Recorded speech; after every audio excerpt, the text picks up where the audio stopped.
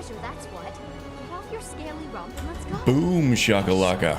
Welcome everybody to another build stream for the Nemesis Arcane Archer. Welcome Magus, welcome Henson CF or SF.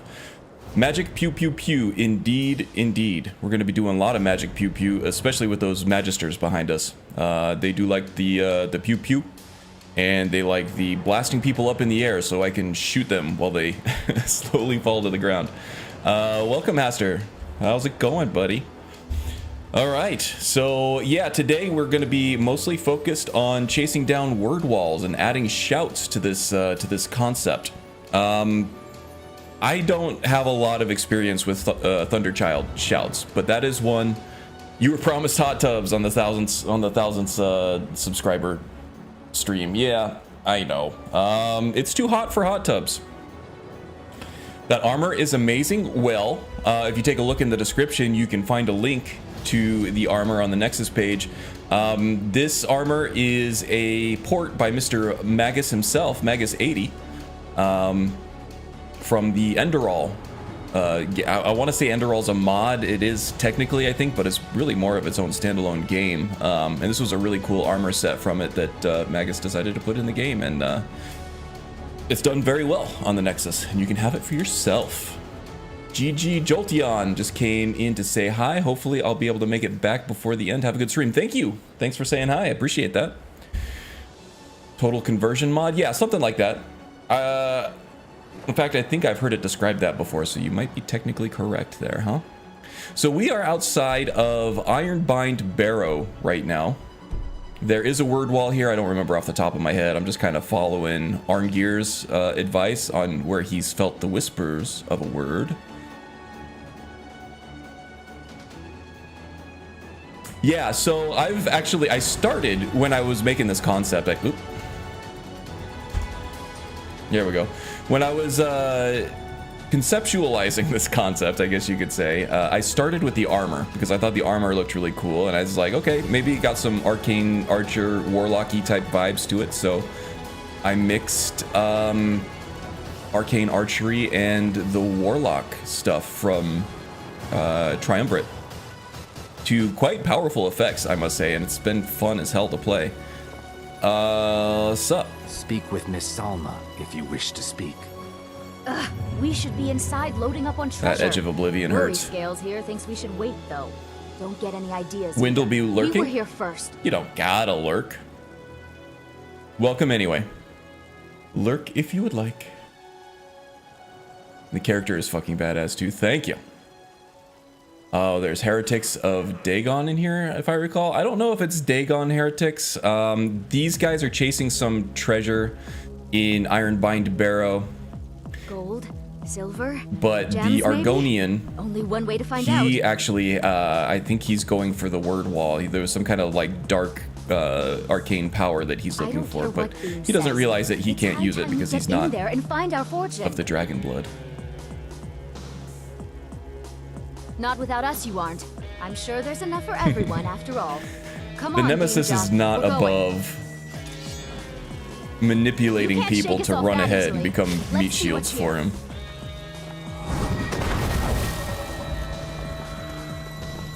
Now, full disclosure here, I actually haven't played Skyrim in over a week.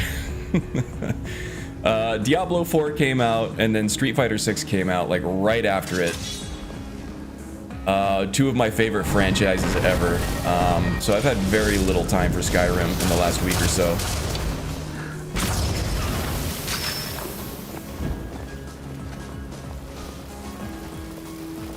So I might be a little bit rusty. We'll see.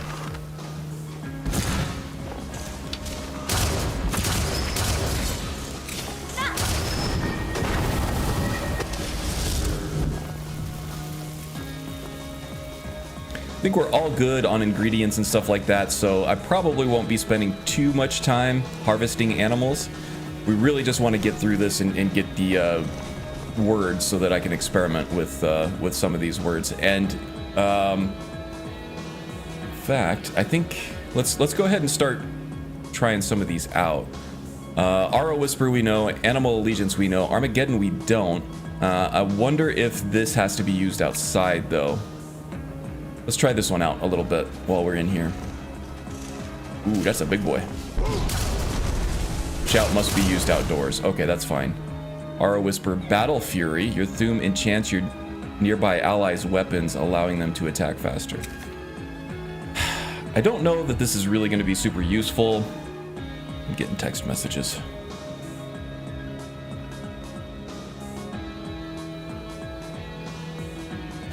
She can't find onion powder. But I think we'll be okay. All right. Curse, maybe? Your Thum briefly condemns your enemies to suffer the physical or mystical pains they inflict upon you back onto them. That actually sounds useful and fitting for a Warlock character, I think, yeah?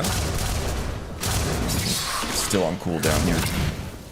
All over now. Armageddon, I think, might be Alduin's shout. It's like riding a bicycle. It is, yeah. Especially when you've played this game for as long as I have.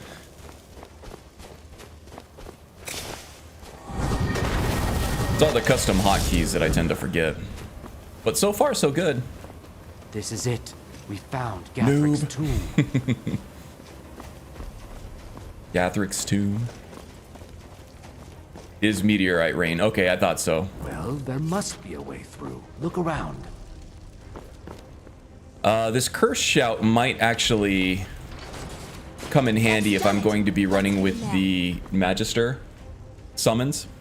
Because the Magisters tend to stay behind the front lines. They don't really act too well as a meat shield if I have to be on point.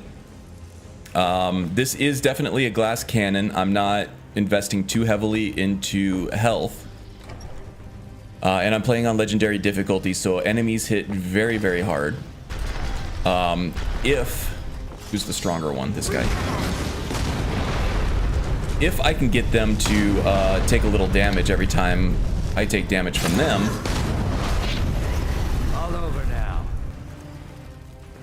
That would be good. One nice thing about the Magisters, though, is they do have crowd control in their powered up forms. So when I have a spirit bound through the witch bolt that I'm using, and then use that bound spirit on a summoned warlock construct, the Magister gets that little green kaboom that he does where he knocks people up in the air. There you go, Wind. I think you called me out on saying knocked him up in one of the previous streams. Said it again. Enemies getting knocked up by the Nemesis. Cleared out, I guess. Cleared out, I guess. That only happens when they have a spirit to be bound to when you summon them. Otherwise, they just kind of shoot purple stuff at them. Over here.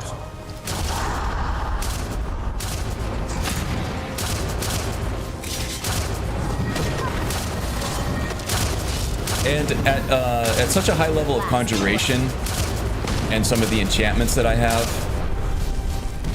Oh, I just destroyed Salma. Please don't die. That's gonna hurt. Oh, right through her head too. Okay.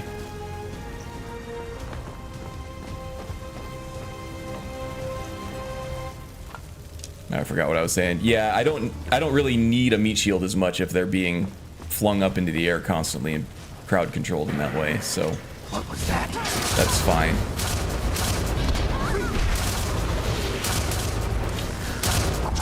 Take the weakling out first.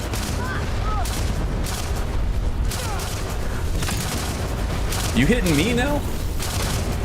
Okay. Well, we'll never get to see the rest of the story, but that's okay. I didn't need him to get the word wall.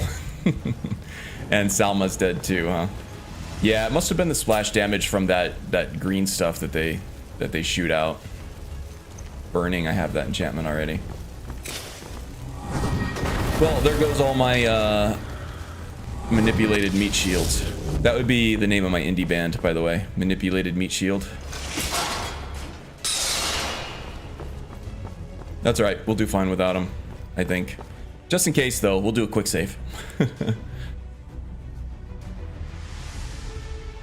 Health is for lamers. 100% Magicka. Capri X, welcome, welcome. I think that might be a new name. Sorry if you've been here before and I just don't recognize you, but love seeing new names in here.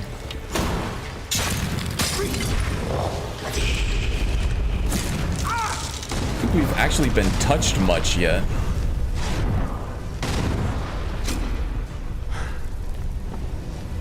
One of my favorite things to do here is shoot these guys on their way back down after being blasted up into the air.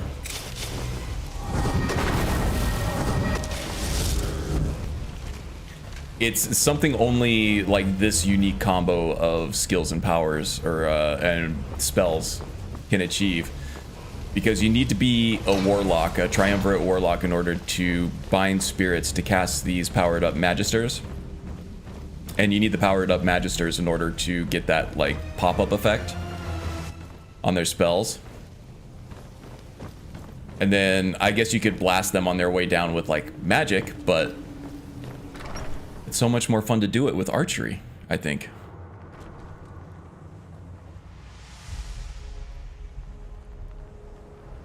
Yeah, so we're very much nearing concept complete with this character. I just need to find out which shouts work best with them.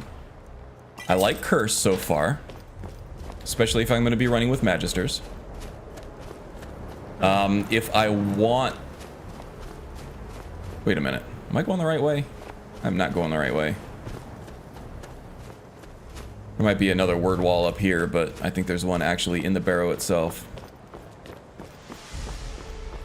This is where the Salma and the Argonian would normally lead the way to where we needed to go. We can take this way out, though. Oh, down the spiral staircase again. Everybody take your Dramamine.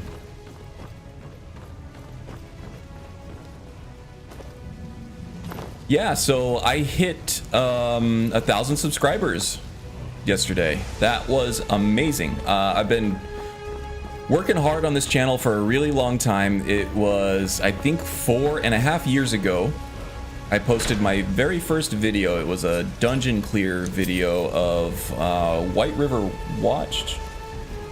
No, it was Ember Shard Mine with an unarmored Altmer, two-handed Altmer. And it was tough, but I did it, and it was just very raw footage. I was trying to be like Stealth Gamer BR or like Wicked Wind, I guess now, or the other dude's name that does the cool gameplay videos for Skyrim. Okay, what word was that? What did we get? Become ethereal. Okay. We do have a small stock of dragon souls, but in order to keep doing this, we might need to shore up on that. Go hunt some dwagons.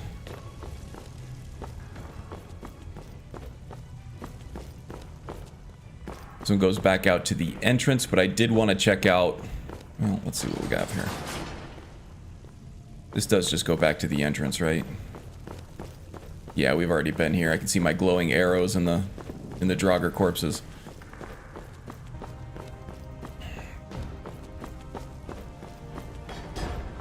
So yeah, I've been working very hard on the channel, especially like the last couple years.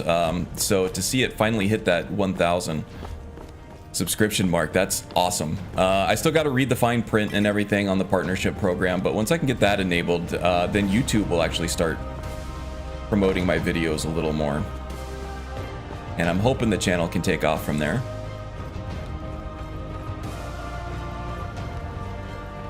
This has been more of a pet project of mine. I'm not really looking for like a side hustle or anything. I feel like as soon as I start having to do it as part of like monthly income or whatever, then it's not going to be as fun for me. So I'm not thinking about the money so much right now as I'm thinking about like subscriber counts and just the quality of my content and all that. It's just a fun project, I think. It gives me something new to focus on and try for. It gives me a goal to strive for. but it's also really fun for me. I love Skyrim, and I love hanging out with people who also love Skyrim. And do we have an invisible wall just hung up on the terrain there? Oh, that looks like a sleeping ice wraith. What you doing, bruh? I feel like he's gonna pop out of there as soon as I take this hammer. Yep.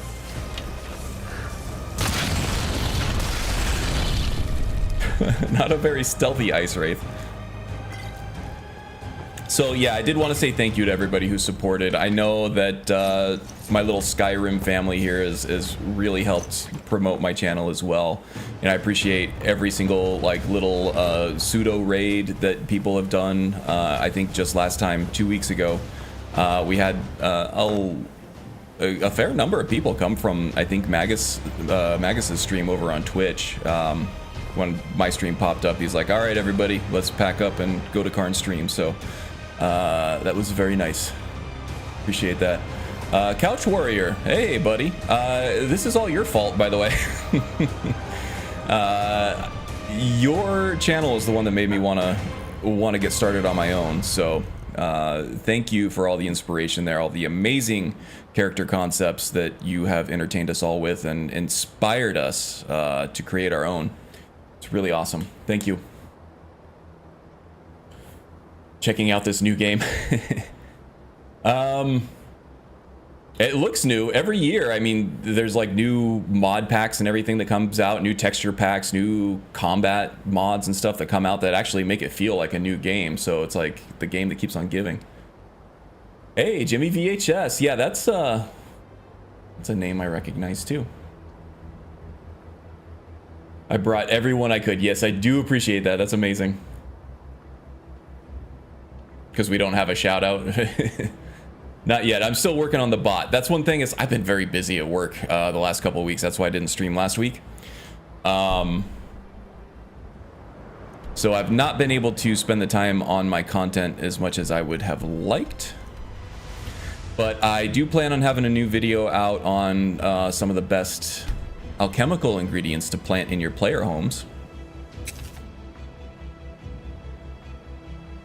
I remember 2 years ago you were saying you weren't sure if you wanted to grow the channel. Glad to see you cross over 1K. Big milestone, Mazel Tov. Oh, thank you very much. I appreciate that.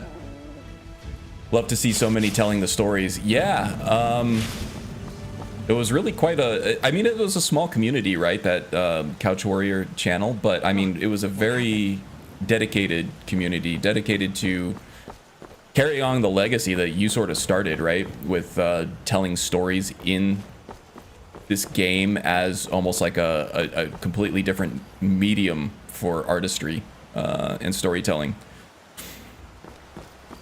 It's a game that's very uniquely suited for this form of storytelling or entertainment, right? Because of how moddable it is and how ambiguously the character is set up in the beginning of the game. And how ambiguously the game ends. You can really tell your own story from front to finish. What am I doing here in Whiterun? I'm getting really distracted here. Let's head back to... yeah, I'm fast traveling everywhere here. I'm exploring a character concept more than telling a story as we're talking about all that. And right now I'm just trying to flesh out all the word walls and explore what Thunderchild can do. I would like to flesh out his, so in my build guides, I don't really go over backstory and everything. I leave that up to the player, but I do like to have at least a little section on roleplay considerations. And for this guy so far, it's just very generic stuff. He is a dark sorcerer chasing power. I am worshiping Hermaeus Mora right now, so trying to find all the Eldritch pages that I can through Winter Sun, which is a great mechanic. I'm really enjoying that. They are few and far between, but it's a fun event when you do find one. So Hermaeus Mora can be a fun source of story fodder, I suppose.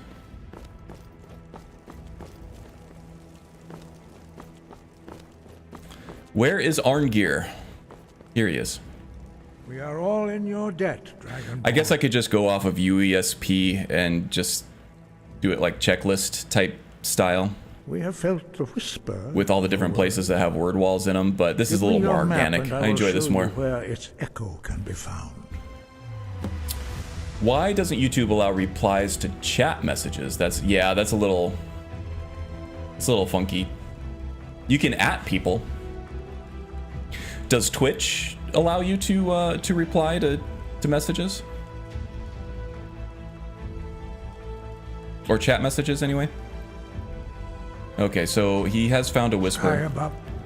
I think we can just go ahead and rest here for the night. I think I have food to eat. I do indeed. Twitch does, okay.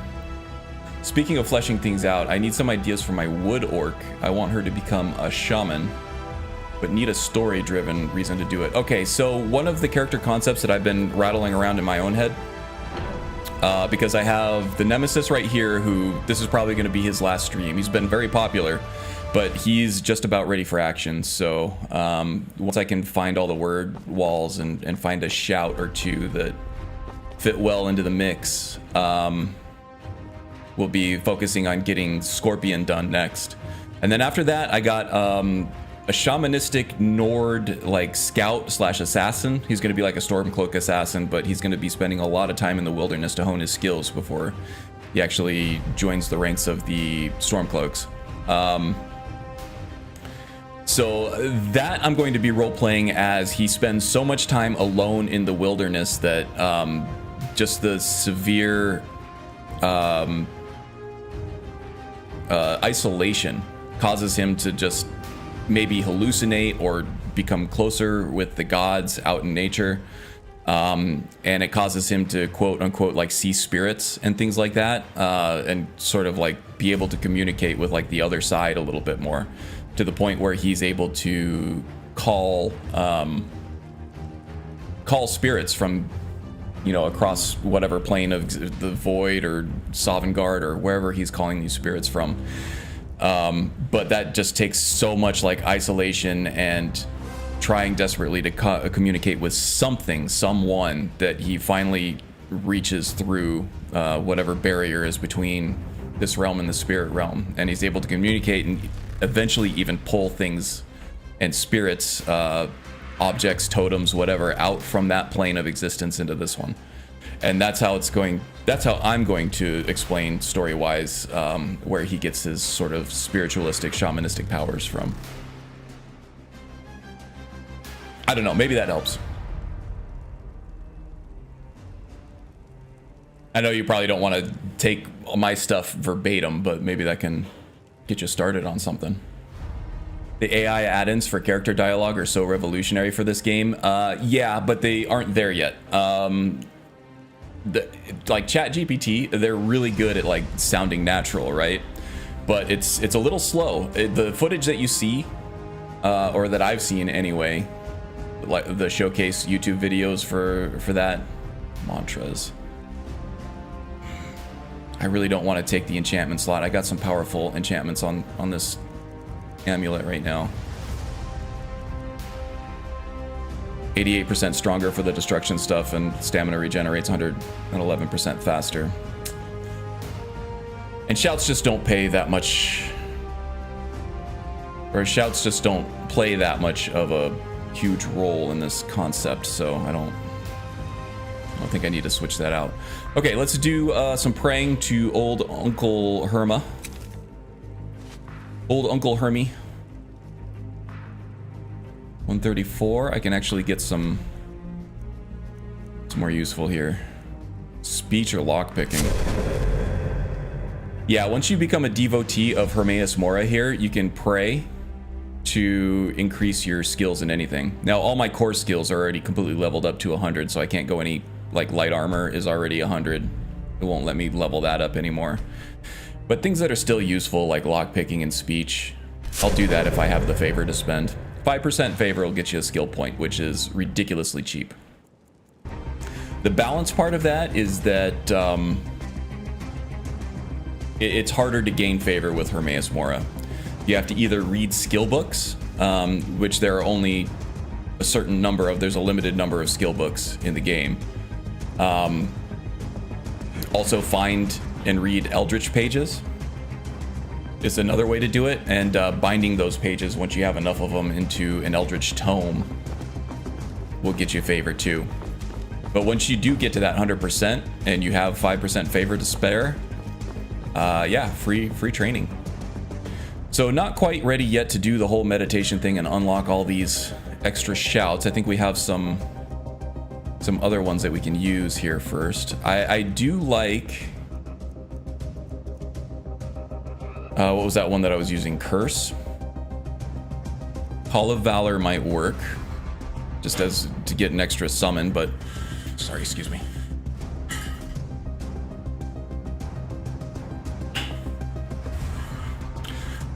Wife's in the kitchen getting ready for a game night we're hosting with the volleyball team later tonight. Making a little bit of noise out there, just trying to close the door. I do like Curse. Cyclone. This one might be fun. This is another one that throws enemies, so shooting them out of the sky after you throw them could be a really fun gameplay mechanic. This coupled with that green stuff that the Magisters shoot out to blast folks up in the air. Let's try this. We'll try this one next. This is actually a vanilla spell, or a vanilla shout that you get from Solstheim. Cyclone is always fun. Yeah, I believe it. She already worships Hircine. Hircine's very powerful.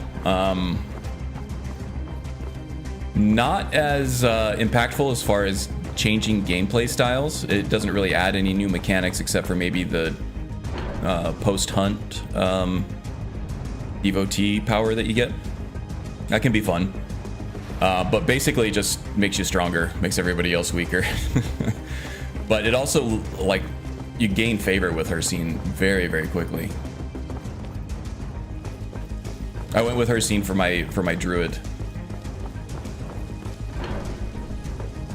So I got to take that to character or concept completion, and that was very strong. Let's go indeed. Okay, so where are we going? We got to find the source of power in Volskig. Okay, that's all the way over here in Hafingar. All right, let's eat, let's drink, and let's go ahead and just zip ourselves over there. Really hope we find some more Eldritch pages too. Don't forget to smash the like button, people. All right, water, food. Then we'll go kill some Draugr. Draugr, barely even knew her. Here we go. We'll have a nice catfish and Idar cheese breakfast. Delicious. Maybe some lox to put on there too.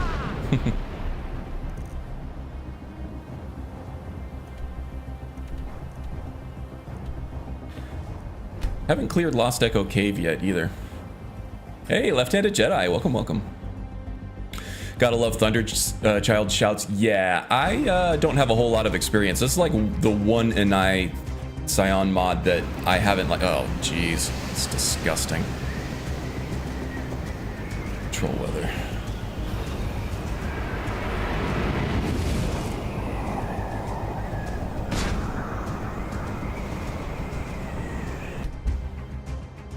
Selly's blowing up today, huh?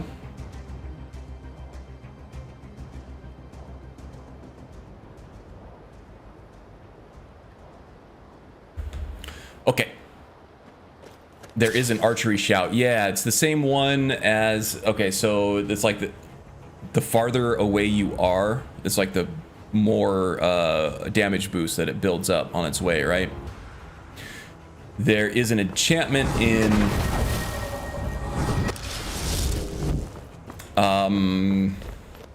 Zim's immersive artifacts. I think it might be the Thane weapons. It's the one for Falkreath. Once you become Thane of Falkreath, the Jarl there will gift you with Silverwind, which is a bow that has the same effect on it. And you can actually disenchant that and add that to your own bow, which is cool. And I think that the Warrior Stone also has a similar effect to it with Andromeda. Oh. Swing and a miss.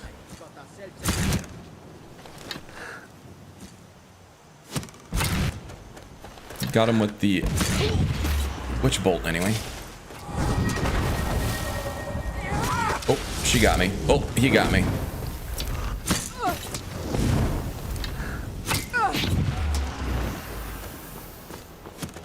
Do I still have Cyclone attached? Yes, I do. I only have 2 shouts of it. Oh, so it's not, this one isn't the cloak effect. This one actually goes out in front. Okay. So I think I need the 3rd word to actually get the cloak effect. This one still might be fun though. Let's see what we can do. Ooh, we got an Eldritch page. Nice. Gotta make sure I read that though. We go Skeins of Life. Yeah, it was this one here.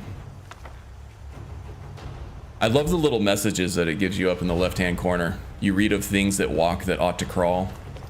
And I did a really good job of like just describing creepy things that he's reading about when he picks up these Eldritch pages. I love it. The cloak effect is an alteration spell, maybe? EJ's getting ready to record, but sends congratulations on the big 1,000. Oh, thank you, EJ.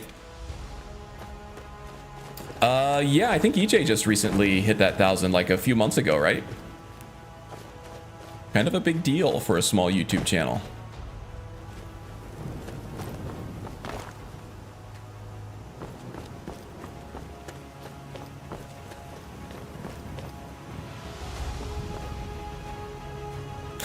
Waves to EJ via YouTube.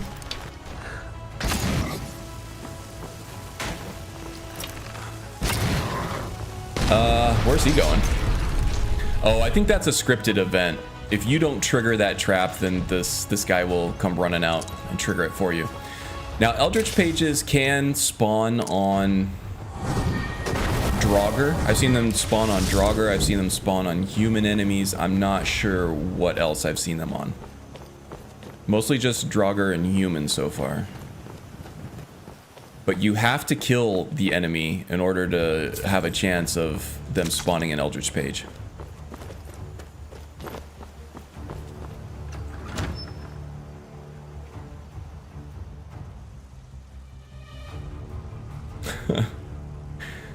Hoster over here speaking in tongues. I think he just summoned a demon.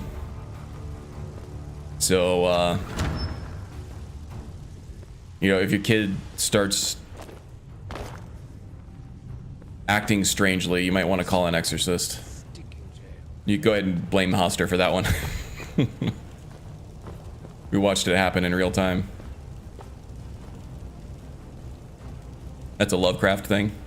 I haven't read any Lovecraft, honestly. I know some of the references. I am Cthulhu. I will eat your soul.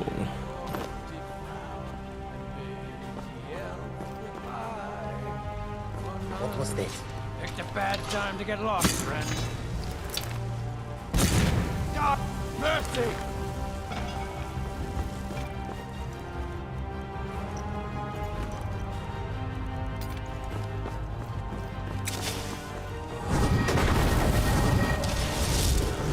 EJ's is at 1.15.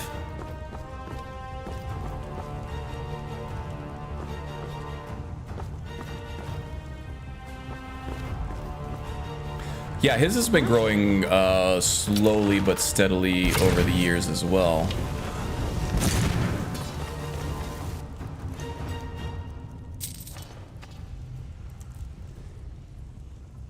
Actually says Cthulhu the Great and Terrible sleeps and dreams in his underwater tomb.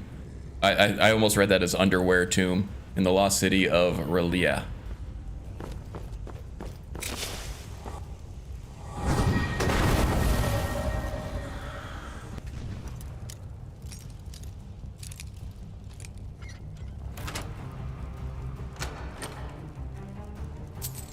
Anybody remember what shout we get here? I remember coming here several times, specifically looking for like a specific shout. I don't remember what it was. Is it maybe Elemental Fury? Ah, found you. Gonna rip you open.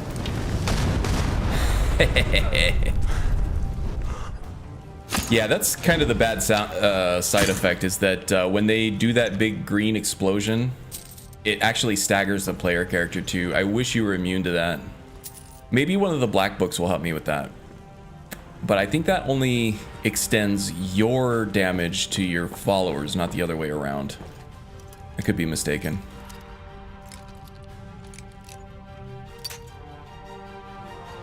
Elemental Fury gives you attack speed, but you must have an unenchanted weapon equipped. Yeah, and I don't think it affects bows either. It has to be melee.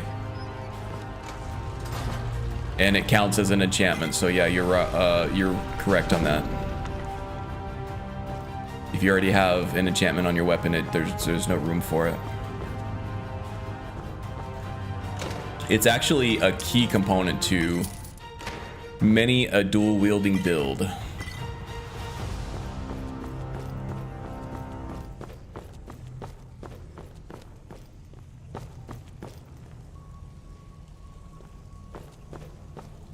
Oh, it does work with bows? It works with Zephyr too? Well, yeah, I think Zephyr doesn't... Maybe Zephyr does. I don't think Zephyr technically has an enchantment on it. It's got a really fast draw speed. But I think it's also unenchantable. I think it's flagged explicitly in the CK. That's cool. I didn't know that. Hey, you learn something new every day, right? I don't think it works on a conjured bow, especially if you have it leveled up through like Mystic Binding or whatever in your perks, because I think that does count as an enchantment. And I think conjured bows are unenchantable anyway, explicitly. Zephyr has an innate enchantment like the silver weapons. Okay.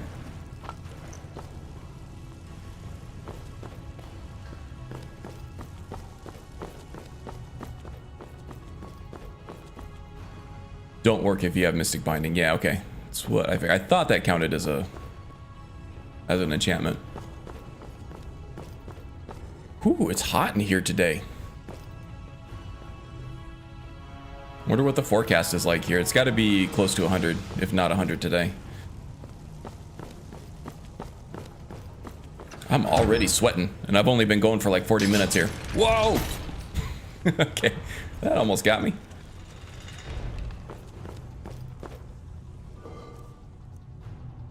You did too? You read it as underwear as well? The Great and Terrible sleeps and dreams in his underwear. It's good stuff. Okay, so this puzzle is fun. There is a certain order. There's like a book over here, and there's an order in which there's like a little word puzzle on which animal like is cowardly, which one fears none when it's in a group, which would be the wolf, and you know, all of that. But you could just do them all in the wrong order, and then you just have to fight like Draugr and stuff as they come out. So that's what I'm going to do, because it's going to give me more chances for Eldritch Pages. And it's been a while since I saved, so I'm going to do a quick save. So yeah, I'm purposely doing them out of order now, I think.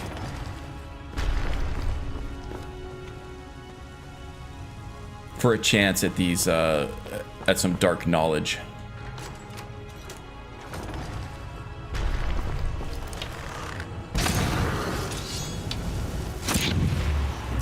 Because what is a warlock if not a purveyor of dark knowledge? Am I right?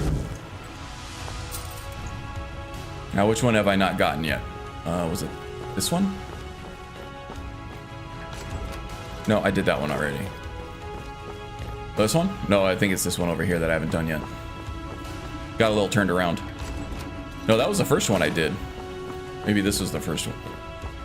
Yeah, this is the only one that's not lit.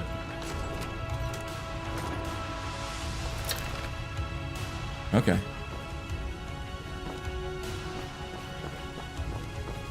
Well, I guess in order to progress, you do actually have to do all this crap in order. All right. Damn it. All four are bound. Some lay low, others stand tall. The first fears all, which I think is the fox, right? Or maybe it's either the fox or the snake. The third eats what it can, preferably number one. So it goes snake, fox, the fourth. fears the second, but only when alone. No.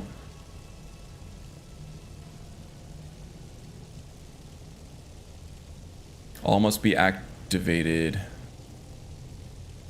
Oh, the second fears none. Okay. So we have fox, bear. No, I'm sorry. Snake, bear, fox, wolf. Snake, bear, fox, wolf. Snake, bear, fox, wolf.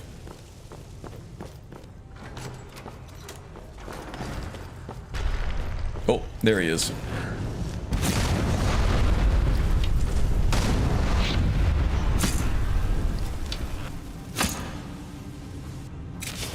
Fox, bear, snake, wolf? Fox is first? So snakes eat foxes, apparently?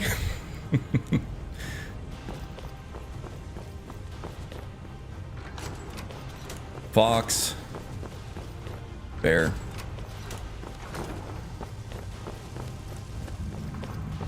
snake, wolf. No, I thought it was snake. I thought it was snake, bear, fox, wolf. Snake, bear,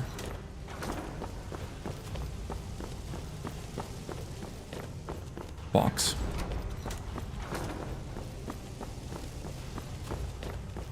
wolf. Yeah, I knew it. I remember thinking that too, because even though technically a snake is a predator, foxes still eat snakes. I thought snake was first.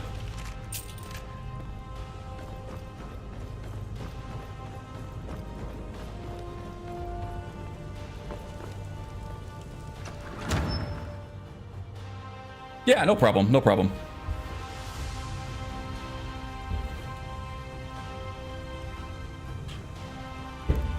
I usually get confused on that one too, because I myself am more afraid of a snake than a fox for sure.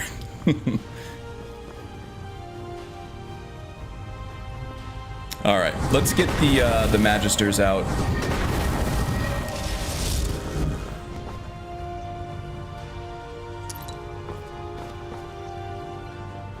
Let's make sure there's not a hidden lever or anything in here.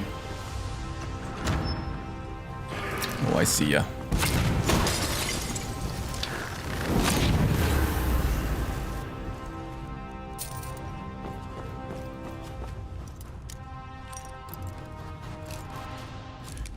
And we got a trap on this one, I just realized as we were entering the lockpick screen. It didn't do anything. I was ready for it though.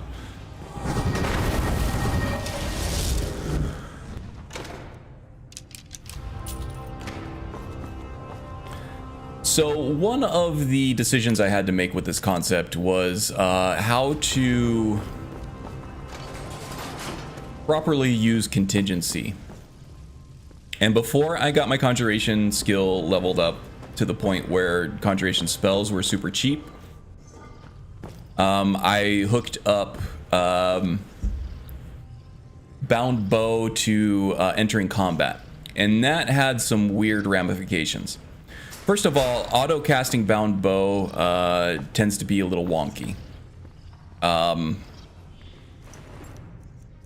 It like unequips whatever you have in your right hand and equips only bound bow in your left hand. So when you remove, like when you sheath the weapon, weird things start to happen. So that was not ideal. So that's why I'm casting everything manually now. But early in the game, if you don't have the magicka for it, that's a good way to get the bound bow out. And you can also hook with contingency.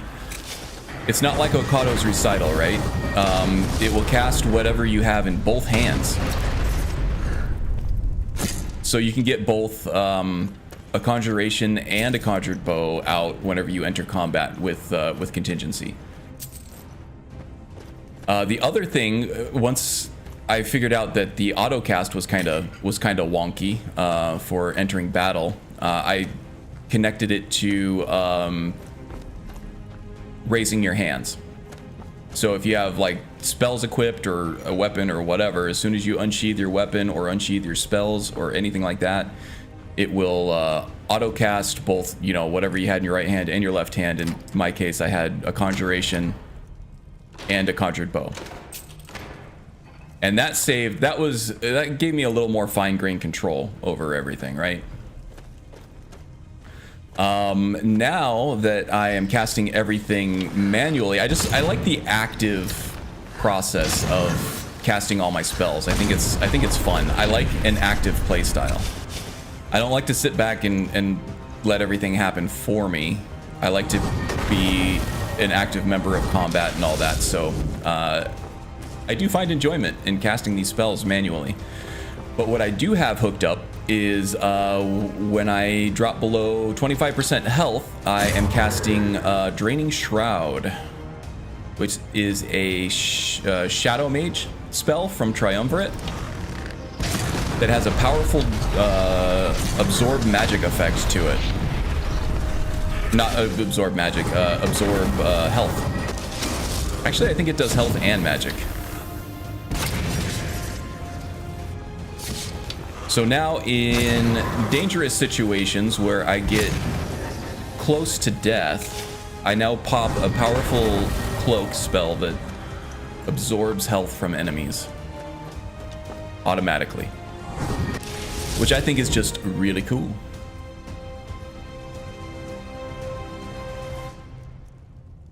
Yeah, Draining Shroud. It's an expert level spell, absorbs 53 points of health and magicka per second from nearby enemies for 60 seconds. It's great. It is great. Of course, the weakness therein is that if you're being destroyed by mages and or archers,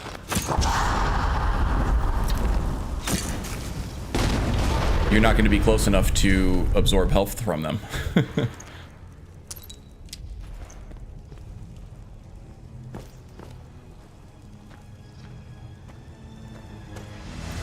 Another fun thing that I've discovered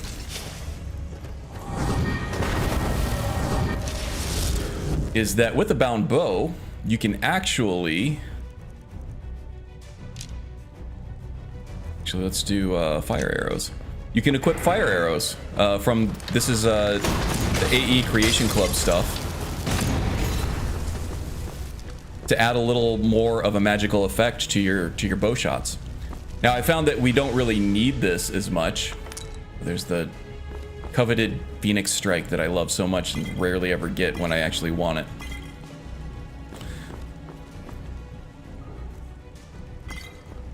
Now I think it does less base damage than the conjured arrow, but it does add some elemental damage, and it does get boosted with fortified destruction potions, so that's something to consider. I have found that I don't really need any more magical effects to my bow shots. I think Witch Bolt handles it just fine, and since Witch Bolt is a non-elemental spell, very few enemies in the game are resistant to it, so there really has not really been any reason to switch out the conjured arrows for the elemental ones, in my experience. It's just like a flavor thing. Oh, that hurt. It will help for vanilla, though, if you don't have something like Lion's Arrow to hook a magical spell up to your bow shots. It'll give you a little more elemental oomph to an arcane archer concept. Oh, I just froze.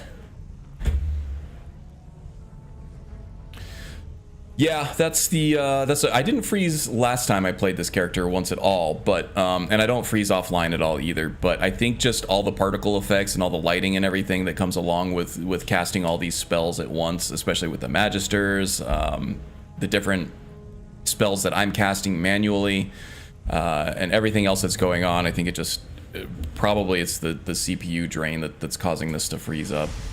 Give me just a second, I'll kill this out and get it restarted. Probably been a while since I restarted too, or since I saved. That's great. That's good. It is a vanilla, yeah, using actual arrows with a bound bow. It is indeed. No idea you could do that. Well, look at that. We're all learning something new today.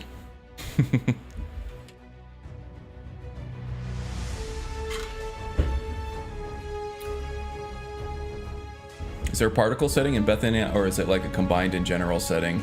You know, low, medium, high? You know, I'm not sure off the top of my head.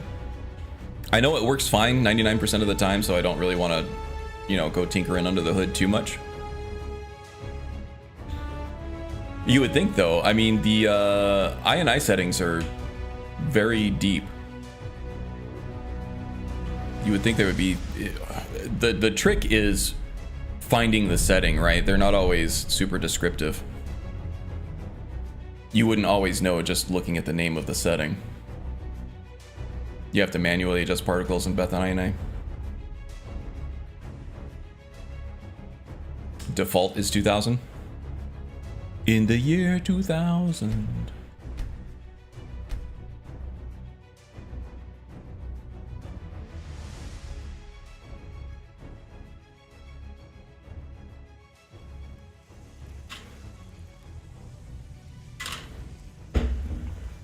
Okay, where are we at?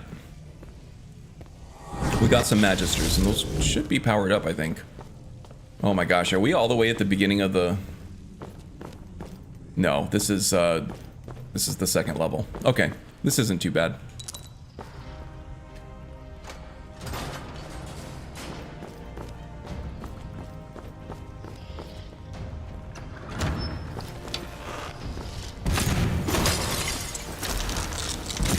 I keep forgetting to use my curse shout too.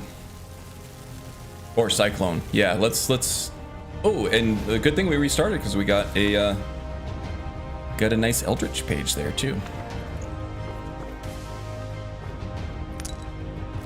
Maybe later in the stream I'll demonstrate that mechanic too. I don't want to use up my eldritch pages right now because I want to make a video guide on how to do it. Hermaeus Mora Winter Sun guide. It'll be a short one. It's just going over the mechanics on how to find eldritch pages and what to do with them once you get them and what they do. An eldritch tome is very powerful. It will increase the magnitude of certain skills permanently, which is awesome. And you can create multiple eldritch tomes of the same type too, so theoretically, indefinitely, you can make your character stronger and stronger even after caps. Which, you know, at this point, we don't really need our character to be that much stronger. But it's nice to know that you could. Some people, like myself, are obsessed with finding, like, the optimal solution to things. I think I might have missed this the first time through. All kinds of stuff we're missing the first time. We're getting this time. I mean, the pages are random loot anyway. Kinda, yeah. They only spawn on enemies that you've killed. They don't spawn on enemies that your summons have killed.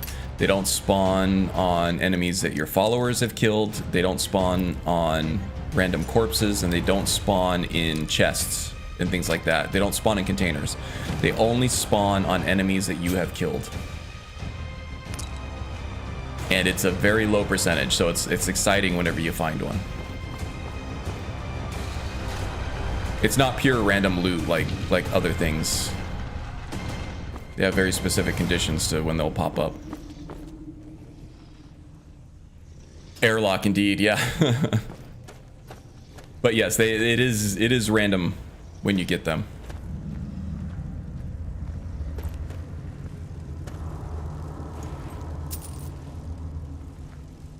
And they only spawn on certain enemy types too. I don't think I've ever seen them spawn on a Falmer, but I think it's possible. Draugr, obviously, we've seen them spawn on Draugr, and we've seen them spawn on humans, and that's all I really know. I got to do some research on it.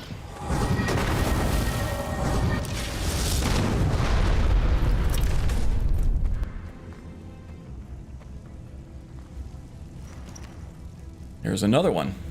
Scepter of the World. The characters seem to dance in front of your eyes. Creepy books. Yeah, this one, the one that's not glowing, is one that we will not get an Eldritch page on because our Magister killed that one.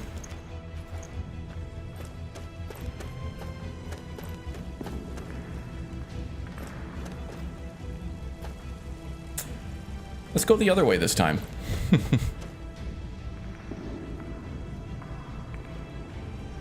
And I keep forgetting to use my Cyclone as well, speaking of airlocks. Haha. This one could be fun.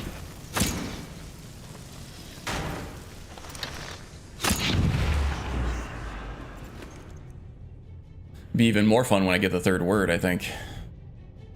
Get a lot of forgotten magic tomes too.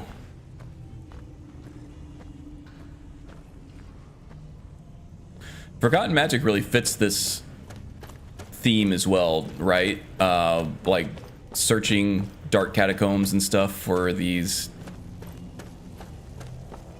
tomes of dark magic, dark forbidden magic. You find forgotten magic tomes in much the same way as you find Eldritch pages. They spawn in almost exactly the same algorithm, I think. Most places that you're gonna find a forgotten magic tome, you can also find an Eldritch page.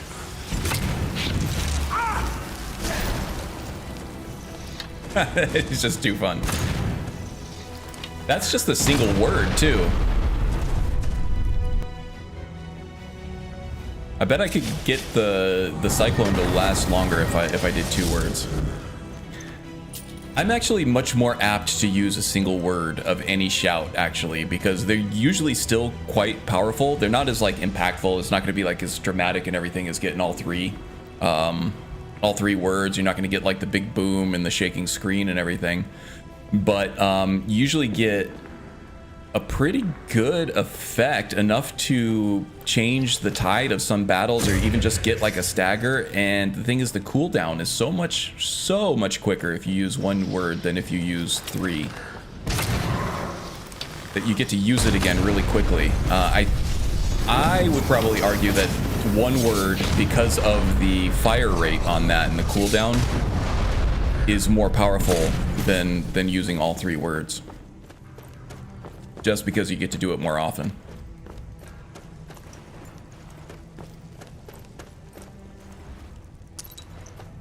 But I think we should test that theory out a little bit. I want to for sure see the effect of 2 words on the next enemy we encounter. So let's try to remember to do that. Yeah, so it looks like the Cyclone does stay active a little longer, but it really has just the same effect for much more cooldown. It would probably be more effective if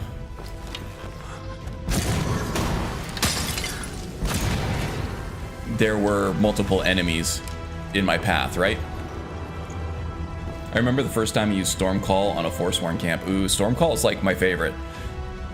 That was like my favorite shout that I never used, because I would just much rather have that direct impact of like a foos or something like that, or become ethereal is just so much more immediately useful.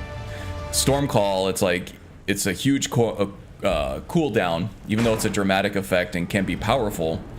You can't really control which enemies are going to get struck, right? It's just pretty random. Oh my gosh, I'm having third-person camera issues here. Gotta find the sweet spot.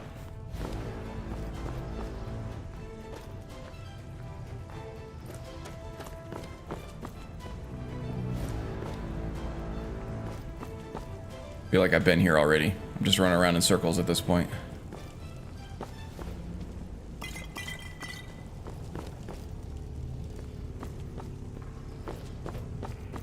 Where to next? Let's go this way.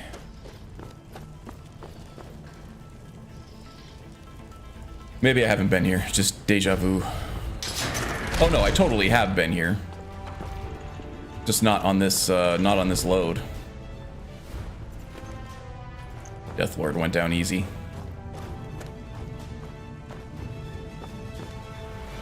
Alright, so Cyclone's cool. What's the next one? Disarm might be useful. Dismay might be useful. Dragon Aspect will definitely be useful.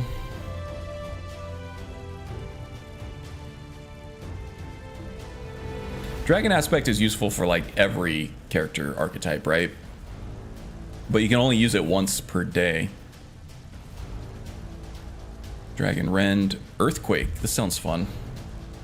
Doesn't really fit with the theme though, right? Well, let's just see.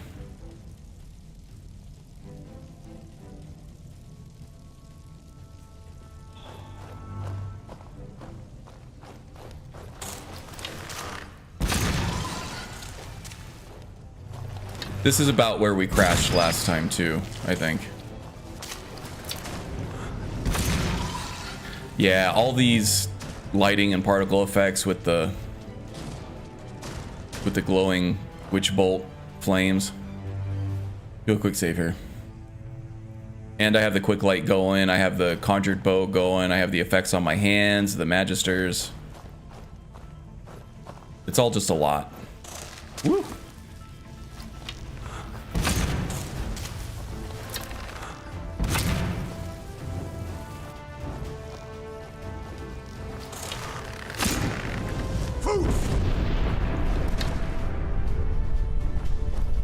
Okay, it's really hard to tell what that effect was. Maybe it just does a stagger. Why would I use Earthquake instead of Foos, I wonder?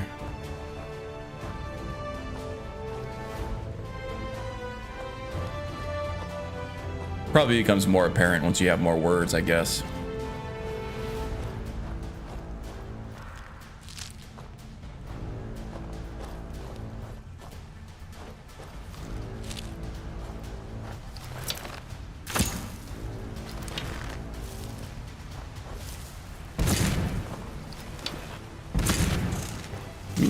Kine is telling us she wants us to kill that one. Will do, Kine, but to be honest, I was going to kill all of them.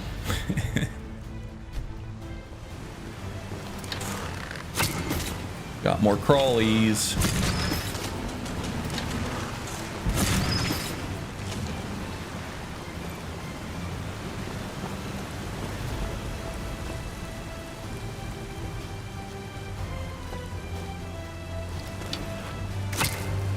Oh, our Altmer is just a little too fat to get through all those webs. Alright,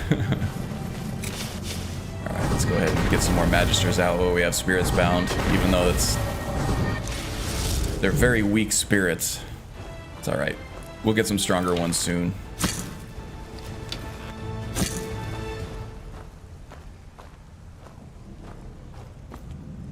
Hey, Lemon. Welcome, welcome. How's your weekend going?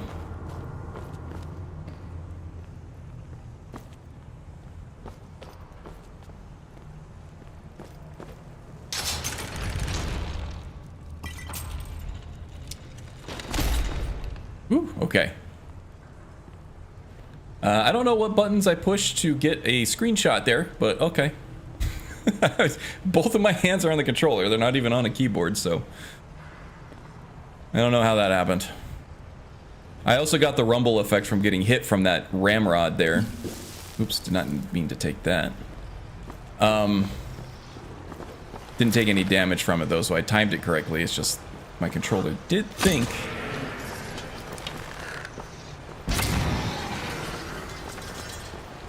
that I got hit. Ooh, that hurt. Okay, so it does actually knock down. That's actually quite useful. That would be a better, you know, better thematically for the Druid Archer, like Aralas. Maybe I should revisit the Druid Archer at some point.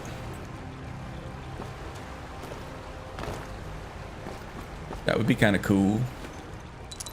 No Eldritch pages on any of these guys. Now that I have a stronger spirit, though, let's go ahead and get another Magister out. This is a long dungeon. I always forget how long this one is.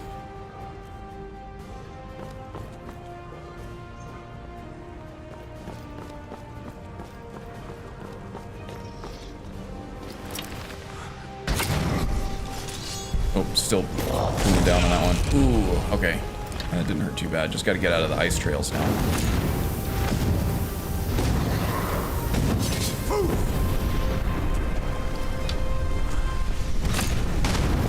Payback for all that green crap you're hitting me with constantly. Damn, Magisters.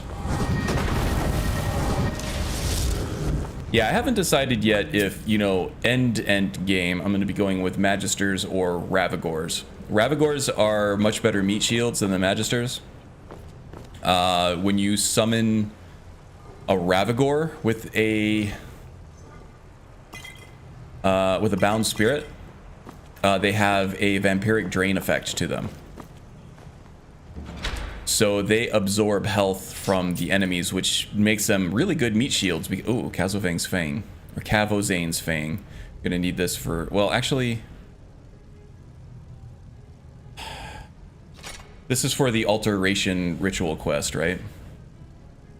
If I remember correctly.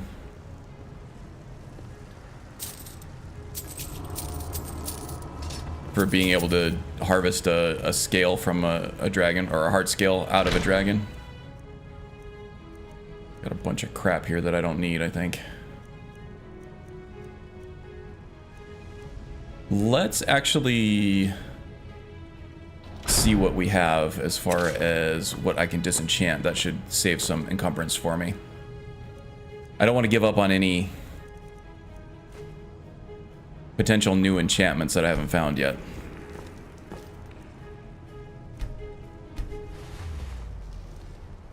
The necklace and the war axe, huh? So this will give me about 13.5 pounds back, which might be enough. Actually don't need any money at this point. 88,000 gold and nothing left that I need to spend money on for training, so I can actually just go ahead and ditch any of this heavy enchanted gear.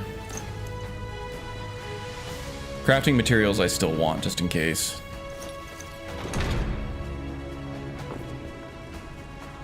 Just in case an enchantment pops up that I am like, ooh, that would be good to add to this. The spirits look awesome. Oh, cool, yeah. That's the Magisters from Triumvirate. I think they're the expert level summons for the Warlock. Oh, we have a Dragon Priest out here too. Alright, my Magisters did not follow me out. These ones are not going to be powered up. So Earthquake may well be my best shot here. Do a quick save though, just in case. And welcome Maldaroth, aka Macadamia. Hope you're doing well this weekend. Watched Maldaroth playing some Diablo 4 earlier in the week. I've been obsessed with that game personally too. I have a level 49 rogue. So obviously I've been putting in the work on that one. It's been a lot of fun. I'm loving the game. Volsung. Prices are 20% better, carry capacity increased by 20 points, and can breathe underwater. That might be useful to just carry around just in case we need to do some deep dives. Now, which one did we get for this? You call what I did playing Diablo? Hey, we all go at our own speed, right? Whirlwind Sprint. Okay. Mobility isn't a huge thing for this character.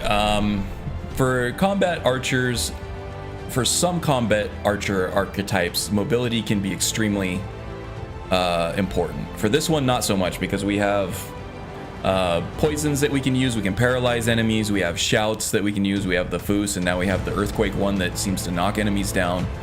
And we have conjurations that will sow chaos on the battlefield, right? So I don't think we actually need to be all that mobile. I do want to create, is that, say, an emerald? I don't even see that thing. I do want to create another combat arcane archer build at some point based on my Diablo rogue. And that guy is very mobile. He's got like 3 different kinds of dashes that he can do at any one point. And I would like to try to replicate that in some way in Skyrim. But it'll be a while before I do another arcane archer build, because I like to keep the build concepts diverse from build guide to build guide. Okay. What time we got? 12:05, about lunch. We'll zip over to High Hrothgar. We'll have some lunch, and we'll see what Arngeir has for us next. Hey, there's Mr. B. Welcome, welcome. You're far too generous. Hey, I know. You may feel like a Diablo noob, but I feel like a Diablo noob too. I don't know. Have you tried playing it with controller? I remember suggesting that. I think it works a lot better with controller. With mouse and keyboard, it can be kind of cumbersome, like any ARPG. Movement on it is a little weird. You're really whipping that arm around a lot. Targeting can be a little We are all in your debt. hit or miss with a controller, though. Although there are ways around that, too. I just think it's a lot more comfortable.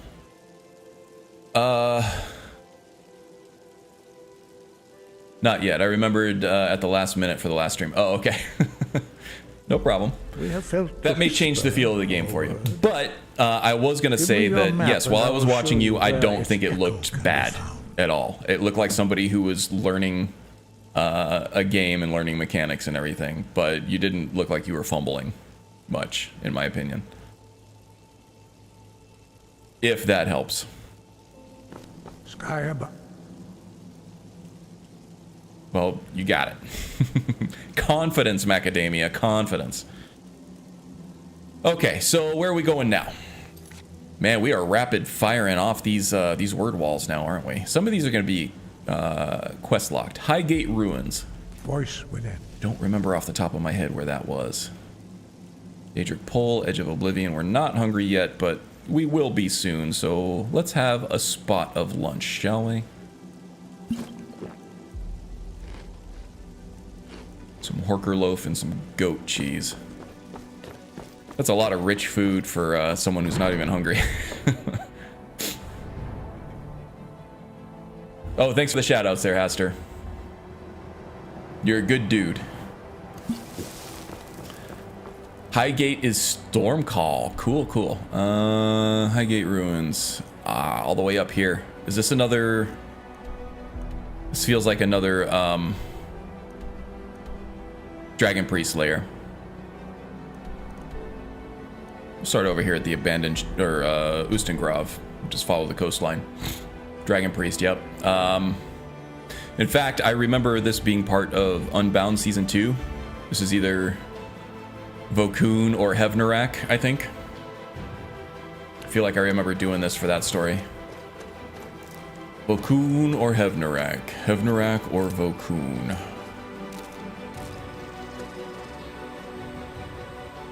Oh, is it Otar? Okay, no, it is Hevnarak or Vokun.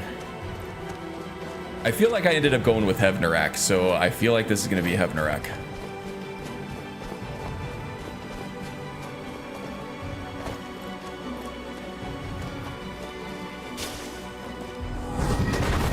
Let's get rid of this Pole of Oblivion.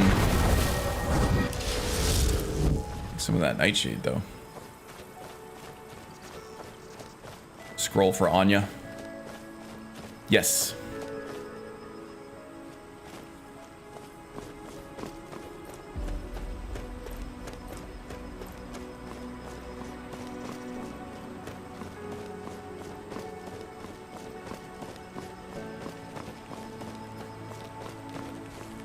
Okay, I hear Acharis. I see the little thingy up in the right-hand corner, meaning I'm in combat, but I don't see it.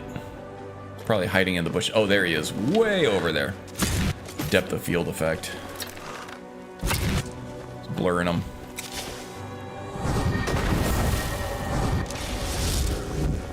Is that a Reaper? It was.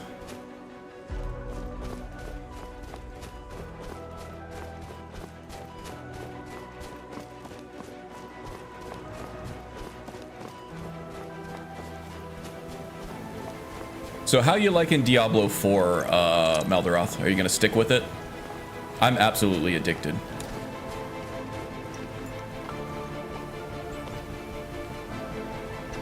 I got it on both my PS5 and my PC so I can play out on the couch or in the man cave here. And I feel like I'm in it for the long haul for Diablo. Definitely gonna stick with it. Yeah. It's crazy because like the Rogue, I feel like there is probably a dozen or more different builds that are fun and interesting that you could try out after your first playthrough. But then there are 3 or 4 different classes besides that. The buildcraft in Diablo is just amazing. Now I think Path of Exile is probably like the poster child for that magic? Careful, please. large skill trees and a breadth of different builds. I'm Anska. But Are you here to Diablo help? just has that perfect I've combination finally located of Vulcan's presentation, like Scroll I'm looking graphics, for just has to be gameplay, here. and skill Maybe tree you could help find it. that I just know it's in here. make it just so addictive and like such a pleasure to play over and over and over again for me. Suggest playing Torchlight, made by the devs of... Yeah, I do know about Torchlight. That's an old school game too, that's still being supported. It's crazy. I'm just in awe of the Diablo 4 graphics right now. It's like I've never seen Diablo look like this before, and the new graphics are just It's probably meaningless to you. really but cool to see. according to family legend, it links our bloodline back to Yeah, I the haven't played Scrabble Torchlight himself. yet, but a lot of people really love it. And now that my Skyrim character requires a reboot, I have an excuse to keep playing Diablo. There you go. I have no excuse. I'm not trying to toot my own horn If or Raccoon anything, is but as I did just powerful hit as I 1,000 think, subscribers, I and need a little now I feel help like from more healing motivated than equipment. ever to keep up with Skyrim content. So now I'm like torn between putting time into You can have Diablo 4, anything putting time except the scroll, into of course. Street Fighter 6, and you know, keeping content up for my channel Great. With in the two of us, Skyrim, this should and be- also, you know, being a husband that's present for his wife. Thank you.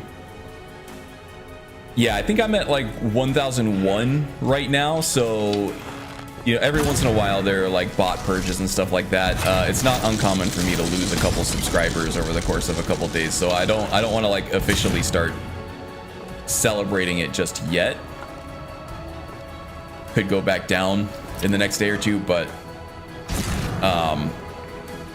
basically we're there, and if it does go back down under 1,000 in the next couple days, it'll be right back up Somebody help! very soon after.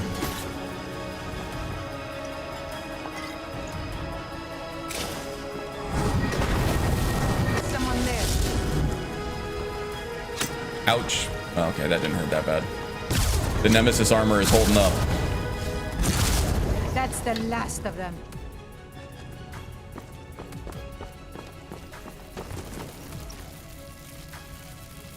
Don't harsh my celebration of your success. Okay. Harsh rescinded. How about that?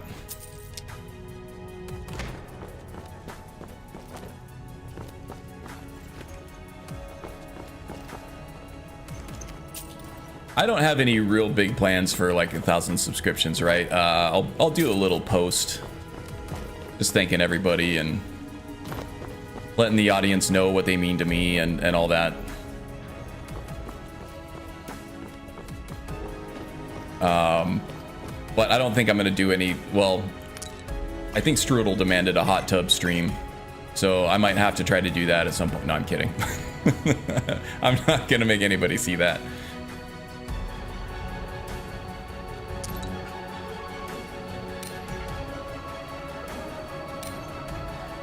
And I'm not going to do a drunken stream either because I don't drink, although doing a stream where it's the first time I've ever drank in my life, you can see the the beginnings of my descent into severe alcoholism. That would be wild, huh? Magus said it was going to be a hot tub stream. Okay.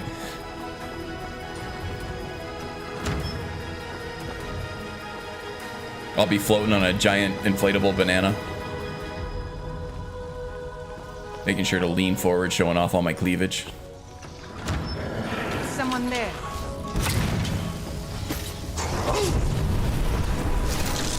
Magus knows nothing, he's just trying to will things into existence. Stuff's getting a little hairy in here. The Death Lord. Okay. The last of them.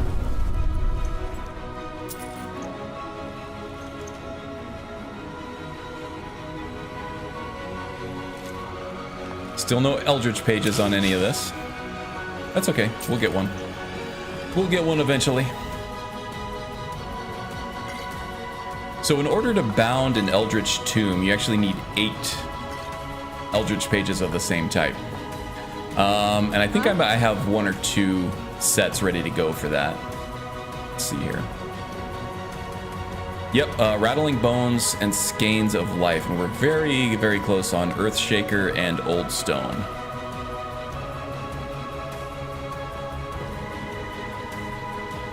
We'll see what those do What are you doing there at the end of the for? stream, I suppose. We need a hot tub overlay. Or, yeah, at least like a hot tub background. But I'm there for it. Nice.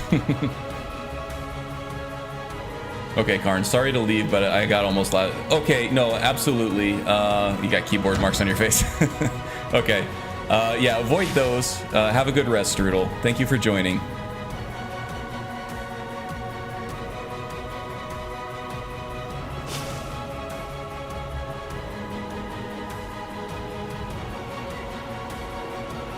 Whoa, okay, that was close. And I haven't saved in a while, I think.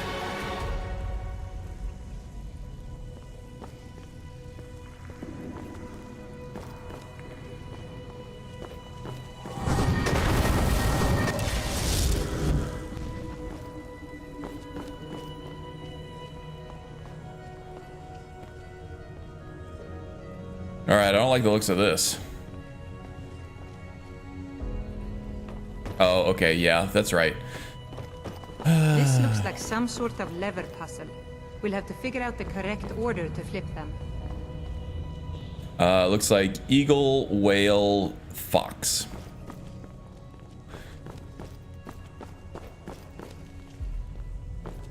There's fox.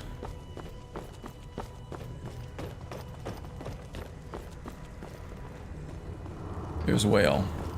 There's eagle. Eagle. Whale. Oh, fox and then snake. Fox. And snake. Boom, shakalaka. Yeah, that fourth one is so covered in shadow that it's really hard to see, and depending on like your mod list, certain like interior lighting mods will like completely blank that out, especially with some ENBs. And if you don't have like a candlelight or mage light, well, mage light specifically, it's going to be very hard to see what that last one is, but you can kind of use context clues. There's only one lever left anyway, right?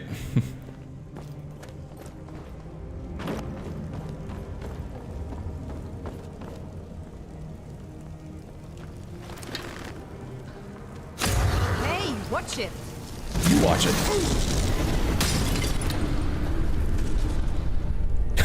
I got you with that one, didn't I? Yeah, got a good soul. Spirit bound there.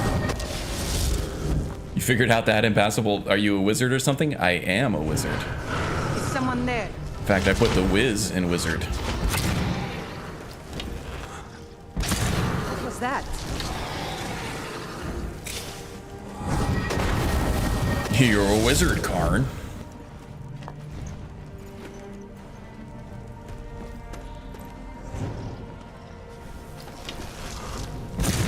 That's the last of them. I doubt it's the last of them.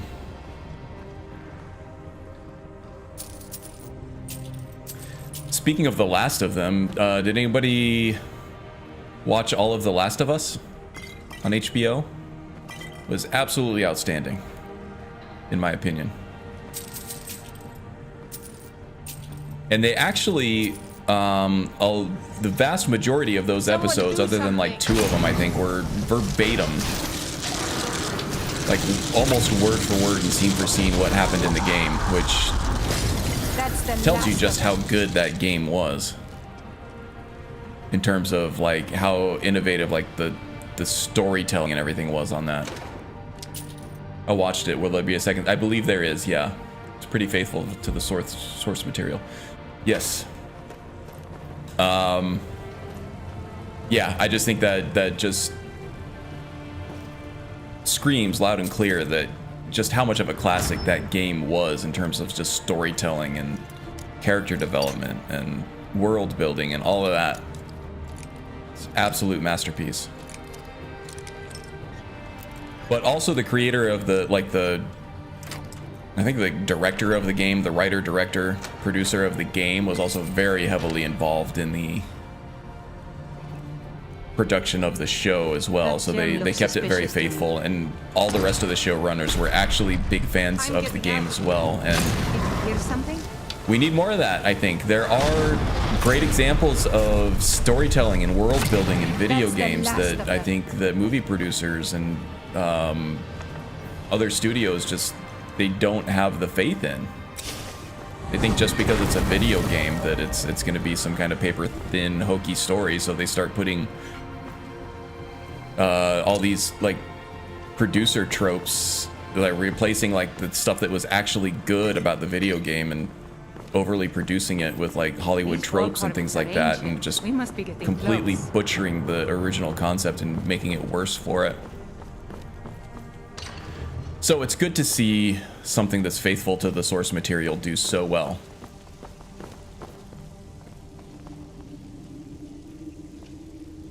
Yeah, the game author is also involved. Hellblade would be awesome as that would be amazing.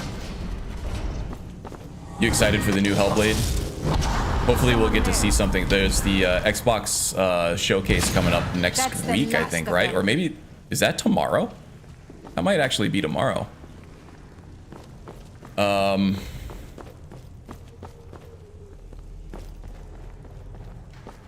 It's very soon. Yeah, I actually played through the original game on PC, and I kind of want to play the VR version now. I think that experience would be absolutely incredible.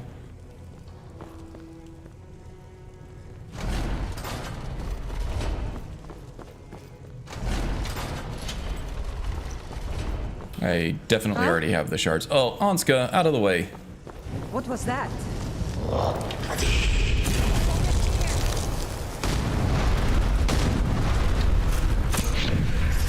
There we go. We got that last shot in, which is very important for getting those Eldritch pages. The OG Hellblade on PC is just jaw-dropping. Yeah, that would be very cool if they could do an adaptation for it. That was a short enough experience that they could definitely do that faithfully in a movie. I don't think they need a whole series for it. Hey, Icarus, what's up, buddy? We're just talking about The Last of Us, the HBO series, and video game adaptations that we want to see. Hellblade came up. Senua's Sacrifice. That's Vokun, the guardian of the scroll. It must be just past him. Is someone there? Time to end this little game.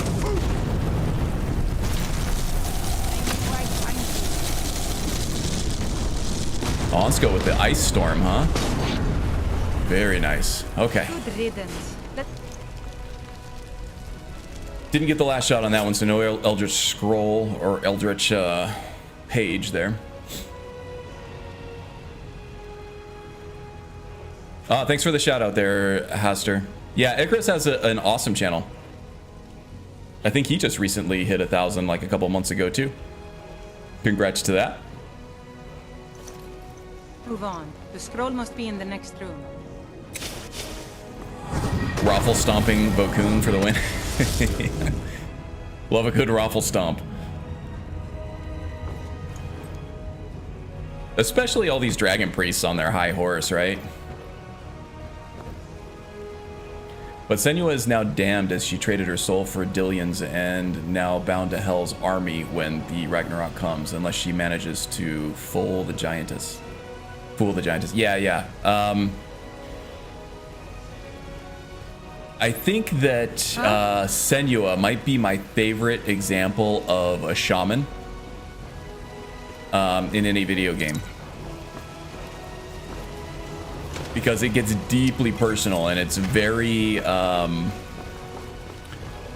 it toes the line between like occult and arcane and actually being real to her just being completely insane, or at least very troubled in the very least.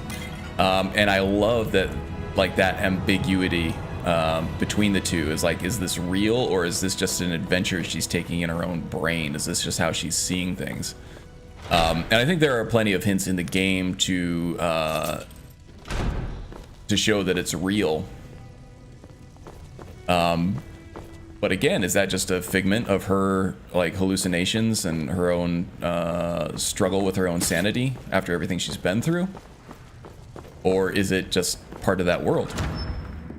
And another thing that I thought handled shamanism really well was the Northman, with what's his name, the Tarzan guy in it. I thought that was a really good movie. I really enjoyed that. Some of the action choreography left a little bit to be desired, but I really liked the concept. It was a very limited scope concept, but it really delved deep into that character and sort of like the culture and how, like, the Vikings approach shamanism and things like that. Thought it was really cool. There were prophecies and things like that. So yes, Senua's Sacrifice and well, Hellblade, I guess, and the Northman are what is going to heavily inspire my next playthrough of the Nordic Stiger, the Stormcloak Assassin. Thank you, Icarus. She's schizophrenic, but yeah. Yes.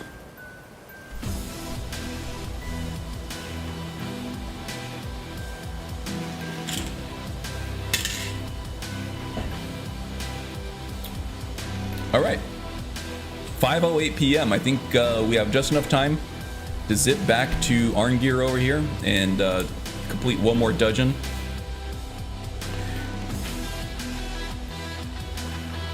Oh crap, did I get the word wall out of there? I think I did, right? It's kind of hard to miss. I don't think I unlocked the word for it though. Ah, yes, Stormcall Wrath.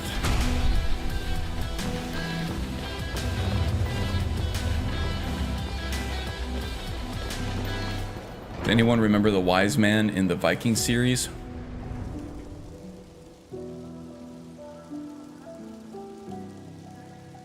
The one that I remember from the Viking series when it started getting really shamanistic was the Loki episode. The Blind Seer. For some reason I thought that was a woman in the Vikings series.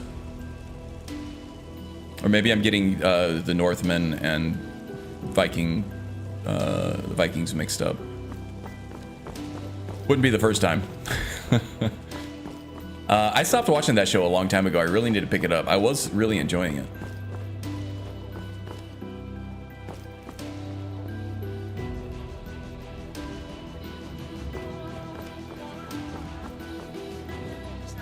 Such an attention grabber, though. The very first episode, the very first scene of that very first episode where they're engaged in battle and he starts seeing the Valkyrie. That was super cool. That was really super cool. That was like, okay, I'm in it now. I'm gonna watch all of this. I need to watch Vikings. I've heard great things. Yeah, it's really good. I don't know why I stopped watching it. I think it just... We are all in your something debt. else came up and I never went back to it. But I did enjoy everything I saw of it. We have felt the whisper of a word. Give me your map and I will show you where its echo comes. Oh, is it one of the sagas. Northwind Summit. High above, voice within.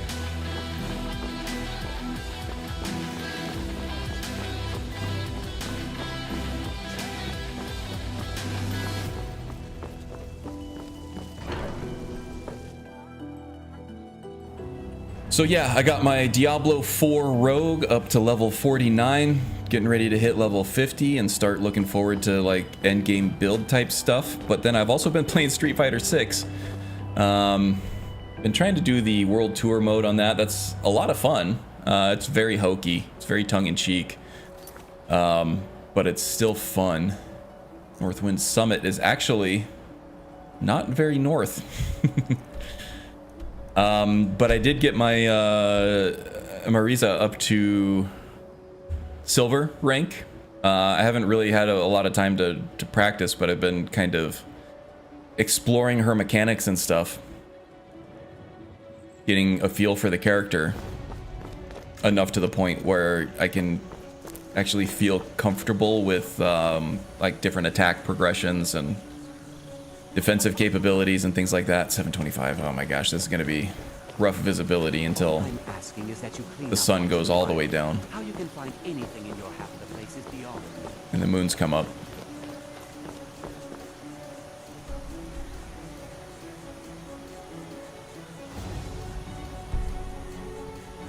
So we're looking off to the left now for Standing Stone Cairn and a mine that we can go through. There are some skeletons that we're gonna have to fight, and I think it's an ebony mine actually, which is a valuable resource for the blacksmith characters out there.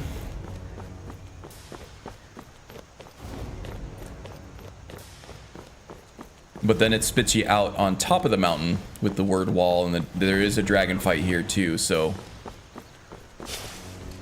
Whoops. Okay, that hurt, and I had pull from Oblivion active as well. Got bone break fever, I don't know what that is. Is it anything like cat scratch fever? Da-da-da.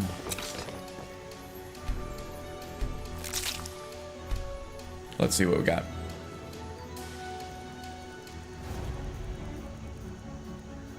Reduced stamina. That's no good. Do I have a potion of cure disease? I think I do.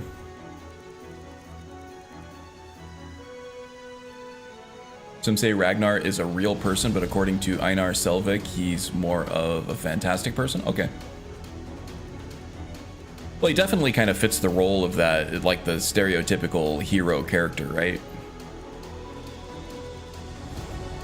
I do have cure disease potions. Very nice.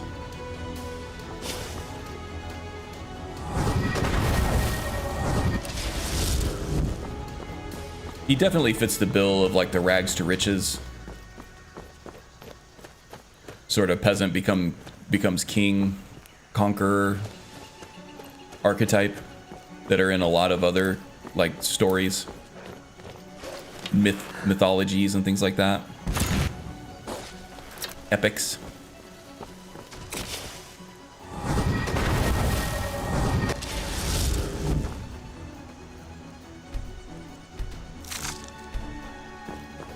I think I'm good on ingredients. I don't need to keep taking them. Probably getting high on encumbrance here too. Also, Willem Dafoe made a great shaman in the Northman. Yes. We were just talking about I was talking about Senua from Hellblade and the Northmen having the two best examples of shamanism in modern media.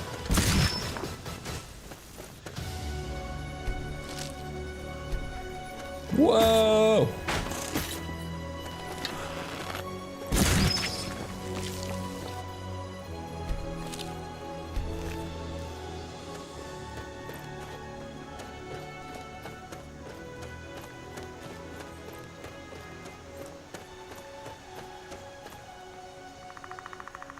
Let the dad jokes begin. Hurry, hurry, step right in.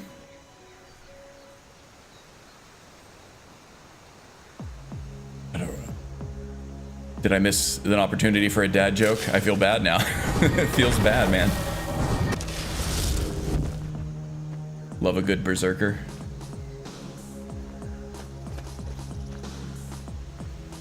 Oh, I see. So they were able to cross-reference, like,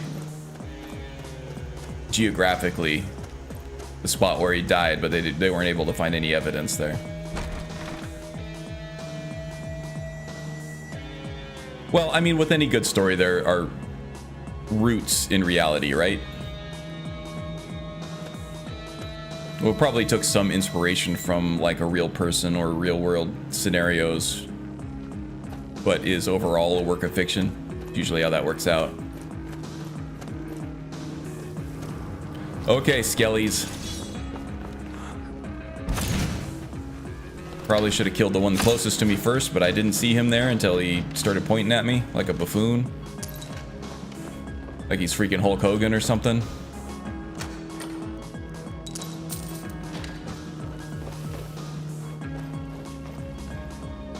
Let's blow Abernabbit.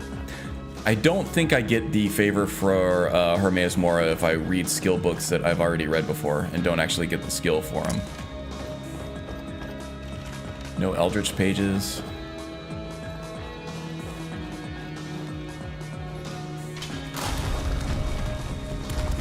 Ha!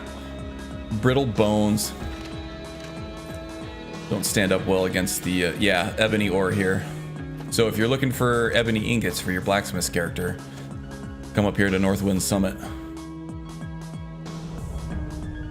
He was saying he would snap you like a Slim Jim, but didn't work out for him. Yeah.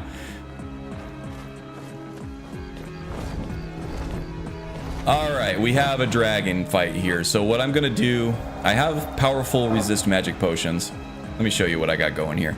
So I had some people call out my insanely powerful alchemical potions. I think in the Horned Lord guide, the last video I put out,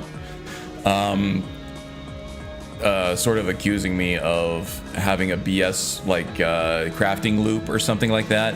No, I didn't do any crazy crafting loops for that. There was just the one. I crafted a potion of a fortify enchantment without any enchantments. Then I went and I made a gear, like a crafting gear set from that. I used that gear set to make another potion, and then I used that to make another gear set, and then that's the gear set that I stepped. So it was like one loop. I don't even know if you can call it a loop because it's only one cycle, right? But that combined with both the Creation Club ingredients that you get from the Curious Curiosities or the Rare Curios or whatever, that you can get powerful ingredients from the Khajiit caravans. That and like Hunterborn ingredients that you can find. They're both about on par with each other power-wise. You can create some very, very powerful potions, like Fortified Destruction for 585%. I'm not doing anything crazy with this. I'm not doing any exploits, any restoration loops. I'm not doing crafting loops beyond one single loop.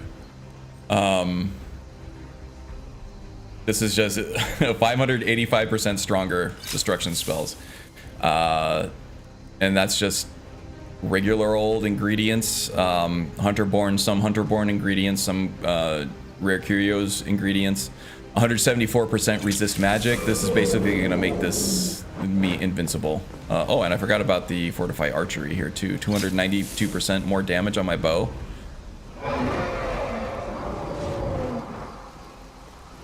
Is this an invisible dragon? Sometimes these guys don't get rendered correct. Yeah, okay, I'm having an issue. So yeah, basically two-shotted that bow, that dragon.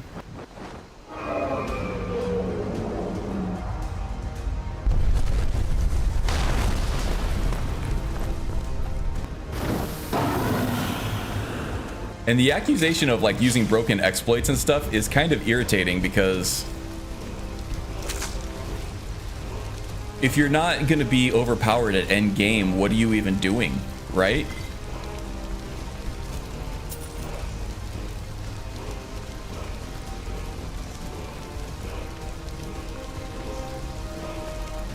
I don't know. It's it's a little bit irritating. But I tried to ignore the sentiment of like that accusatory of like, oh, you're using exploits or something, and therefore you're not like a real Skyrim gamer or whatever. I mean, I do point out that I'm on legendary difficulty to show you like how well this stuff works. But I try to ignore like the sentiment of it and focus on the information there and just use it as like a learning experience for everybody else involved. So I don't let it ruin my day or anything like that, and we get some actual useful info out of it. But of course an endgame Skyrim character is going to be ridiculously overpowered. That's just the nature of it. It happens in vanilla too.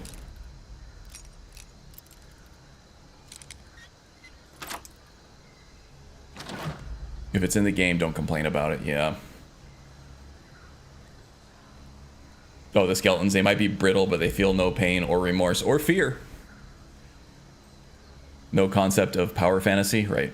I mean, MMOs are even worse regarding power creep. They can be, yeah, and that has even more like legacy skill involved, and it actually has a real impact on other people at that point.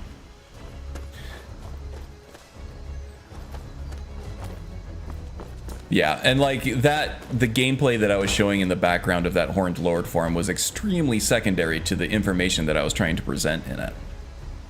I wasn't trying to show like, look how good I am at this game. I was showing these are the tactics that you want to use with this form. You're going to be very powerful. People are fickle or literally bitch about anything these days. Single player game can't be unfair to AI. That's true, yeah. These people that can't actually be good at Skyrim, yeah. Well, I mean, the novice thing is fine. I actually have no problem with that. I need to put it on legendary to actually get a proper challenge out of it, but some people aren't in it for the challenge. They're not in it for like the gameplay. They're not really even in it for the power fantasy. They just want to tell their story. They want to create this character and they want to fall in love with this character. And that's amazing. That's awesome. There's no problem with playing on novice difficulty as far as I'm concerned. People have different motivations for playing this game.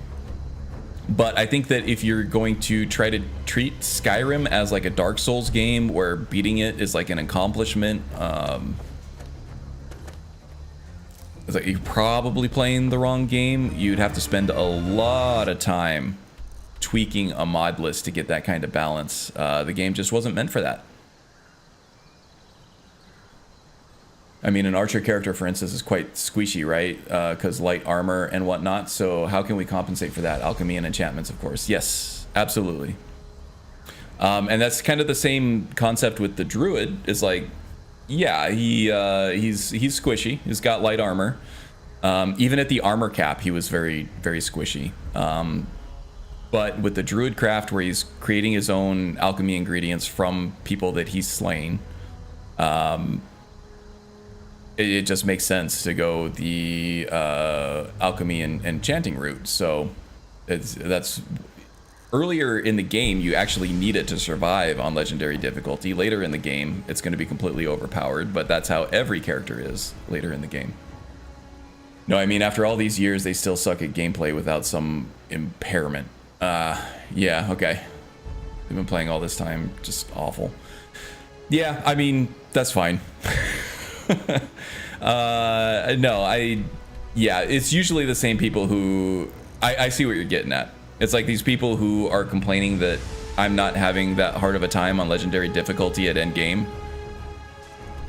Maybe it's because they're not as good at me as me at actually playing the game. I can see that, yeah. But if people are just trying to create a character that they're trying to fall in love with or whatever, you can play on novice. It doesn't bother me. Yeah, exactly, yeah. You flame these people. I don't flame anybody. I try to extract actual useful information from the scenario as possible. Ooh, that's some severe Z fighting there that I didn't get last time I was over here. Only at certain angles, though. It's like texture. Oh, yeah. Textures didn't actually load in. Yeah, okay. actually have to quit. I'll get a crash trying to load a previous game from that. The cell didn't fully load. I think that might be a side effect of the pause on loading screen that I have running.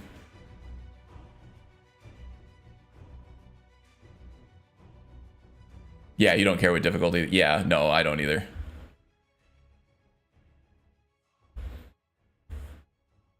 Playing legendary difficulty with starter gear. I was actually hoping to show that off with the Shadow of Skyrim mod with my Scorpion series, but it ended up a combination of just overly optimizing that starter build and the classic classes and burst signs reimagined giving me boosts to certain things, including unarmed damage. That character ended up being pretty strong at beginner, or at the game start as well. So maybe I'll do a video series at some point, like showing just how difficult. Like, I am not playing on a modded legendary difficulty other than Wildcat, and Wildcat has its own challenges.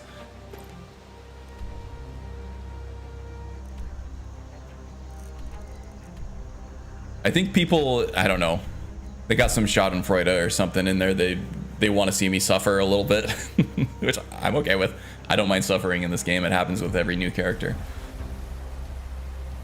Naked, no armor, just iron dagger. Yeah, I think it was,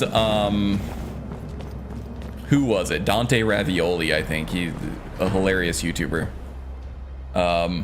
He does challenges like that and just adds his own, like, brand of humor to the whole thing. And I think he tried doing that. I think he tried beating a giant or something at level 1 with no equipment other than an iron dagger.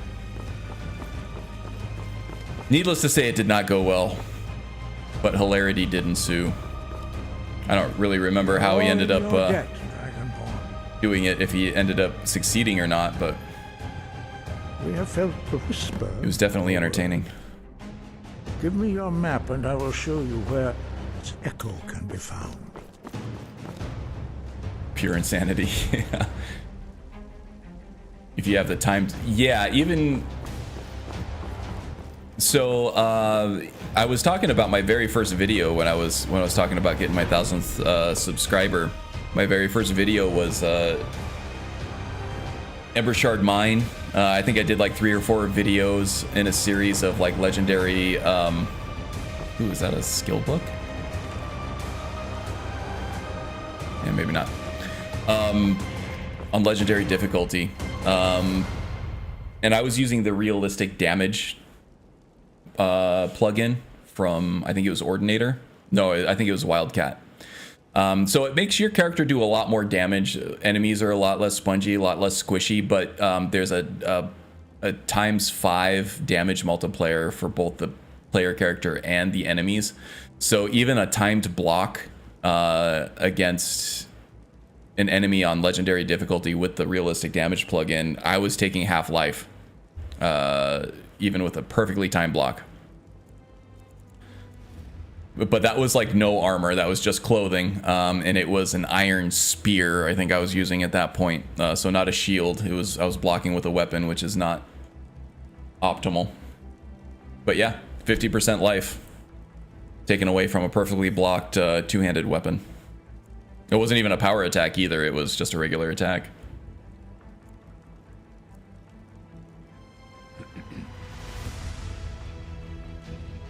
Oh yeah, I think it was either, I think it was Wicked Wind who did like one of his videos was entitled "Why I Don't Use a Dodge Mod" or something, and it just showed him just circling behind a giant and hitting him in the back over and over again. Yeah, you can bait a giant into very specific attack patterns, and just depending on how long you want to sit there and hit the damage sponge, you can actually kill a giant at any level. That sounds like what I watched. Yeah, bashing is good too, but you run out of stamina really quick at level 1 doing that, unless you have some kind of like stamina regen potion or something. Blocking will get you so far and then it'll get you killed. Okay. What am I doing? Oh yeah, let's see what's. Oh, the scroll for Onska. I forgot to. I'll do that off stream. Whatever. Forgot to deliver her that scroll. Okay, I'll do that at some point. Find the word of power in Shriekwind Bastion. Okay, so is this the Shadeling layer? I believe it is. I don't actually have that mod installed. I think that was I don't think that was released to everybody. That was released to a very specific set of people in Bayofish's community for like testing and stuff like that. So a few of us might actually have that mod that overhauls Shriekwind Bastion into the Shadeling layer. I do not. I didn't want it to cause too much change to my game as far as that goes.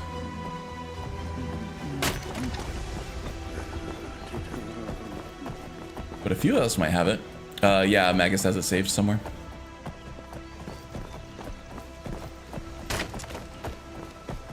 I think I still have access to it. I could go grab it if I wanted to. I think it's just still up on Bayofish's Discord.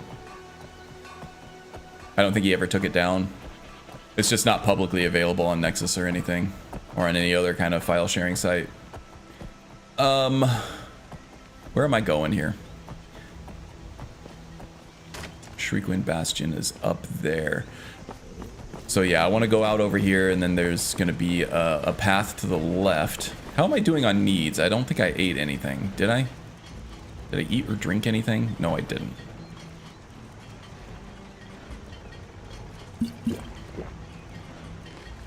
We'll go heavy for breakfast. Whole lot of meat. There we go. Cleaned us out.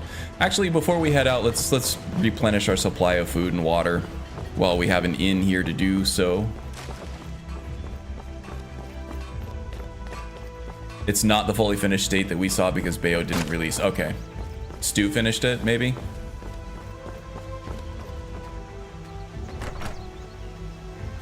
Well, in any case, if you want to see what that looked like, you'd have to go watch the Shadeling episodes of the Come on in. Lorcan Saga, Drinks and warm bed. which is well worth your time if you haven't seen it already. But yeah, very cool stuff was done for the Shadeling's lair. What am I doing here? Yeah, I am replenishing food Welcome and to Dead Man's drink. Grave. Of course. So let me get my ducks in a row real quick about how the schedule is going to go for the channel. Like I said, I'm kind of addicted to Diablo 4 and Street Fighter 6, so my content output might Let's sate that appetite. suffer a little bit for it, but I do want to have my alchemical ingredients video out next week on Wednesday, I'm hoping. I want to get started on my character concept for the Stiger, the Stormcloak Assassin, who is the shamanistic like scout assassin. I need to get the build guide out for Mr. Nemesis here after I find all the rest of the shouts. By the way, if anybody has suggestions for shouts that I can add to this concept, please do let me know. We can try them out if I actually have them. Just get good and stocked up right now on food. I think that just about does it. You hear any juicy gossip in town? And I got water too, right? I did. Sure to share it Great. with me. Marked for Death is a good one. I do have to get through the, or at least start the Dark Brotherhood questline to do that. Have I already done it? Have I started on that already? I may have.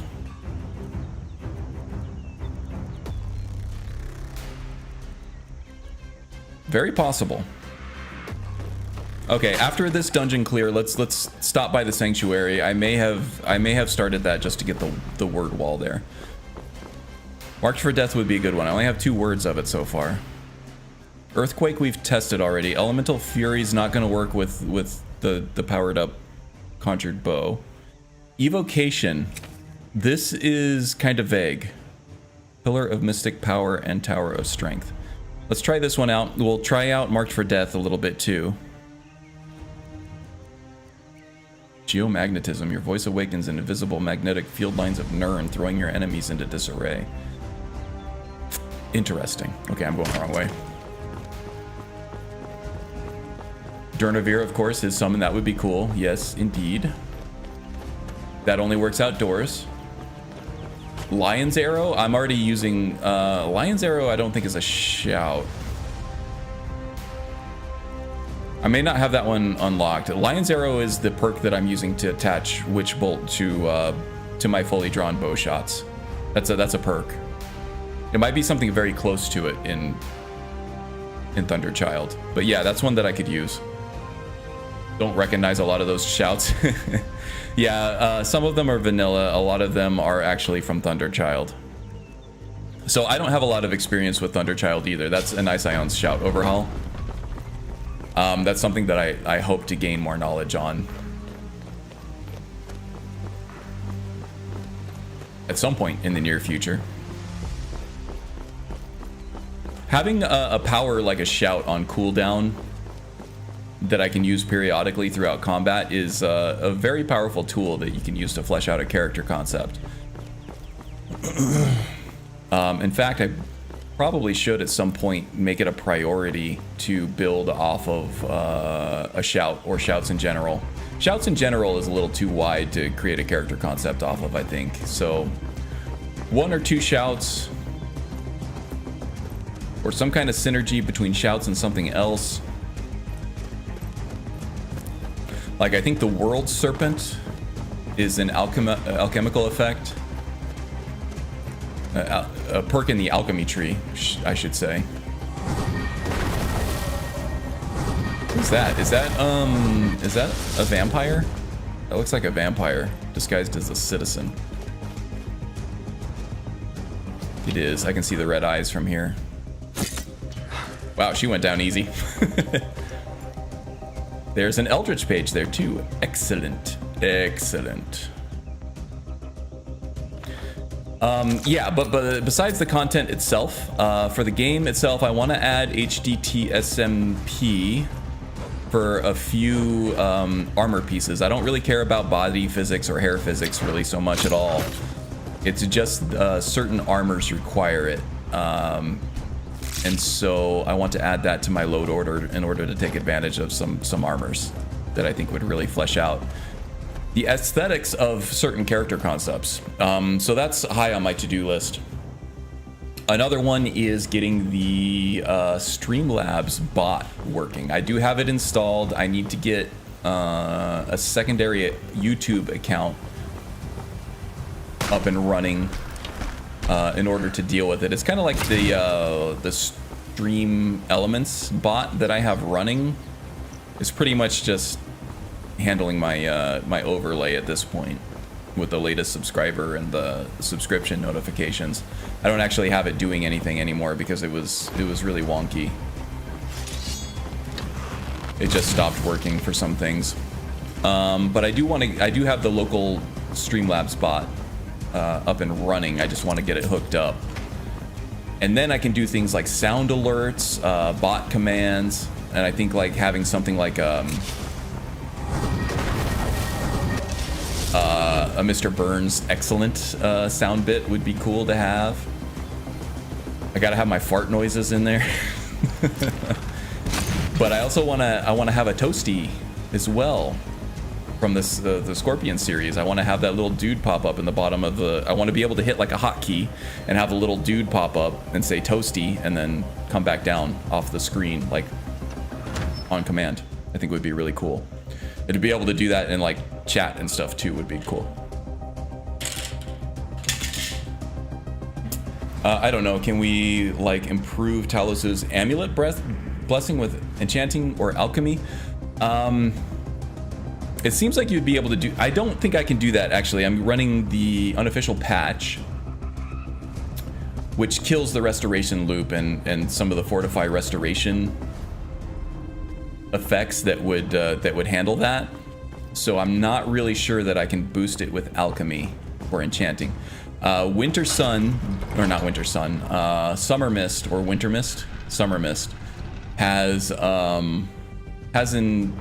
deep breath enchantment that you can use to reduce the cooldown on your shouts.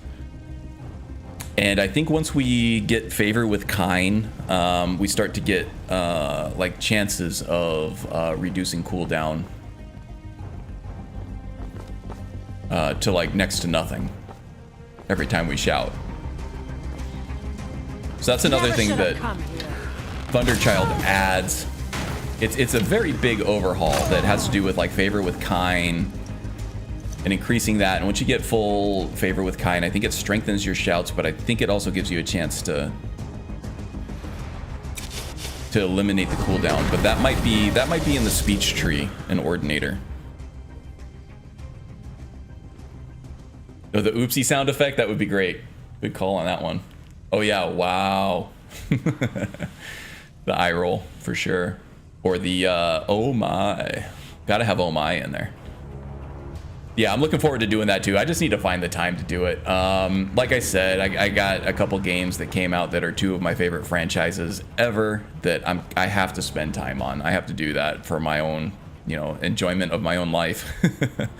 But also work has been really busy. We had a major release that went out yesterday, so I've been working to support that, to both get that out of the door and deal with issues that customers are finding in the field that we just didn't get around to testing for whatever reason. Just missed it. With super complex software systems, there's stuff you're gonna miss, and you're just gonna have to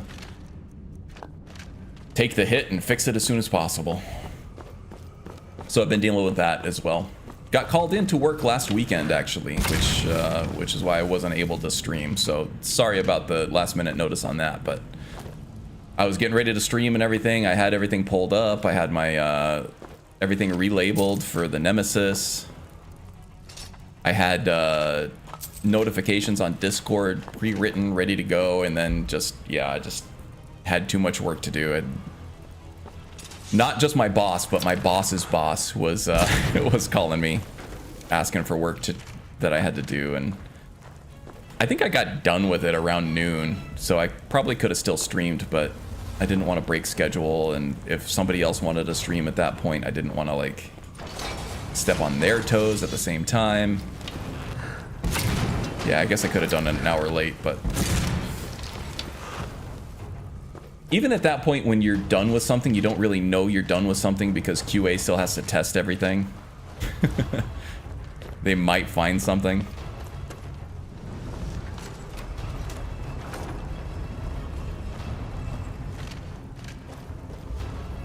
So even though I thought I was done, I may not have actually been done. So I thought it was best just to cancel the stream altogether, keep my schedule open just in case. My work and my livelihood are still my priorities. Skyrim and the YouTube channel are great.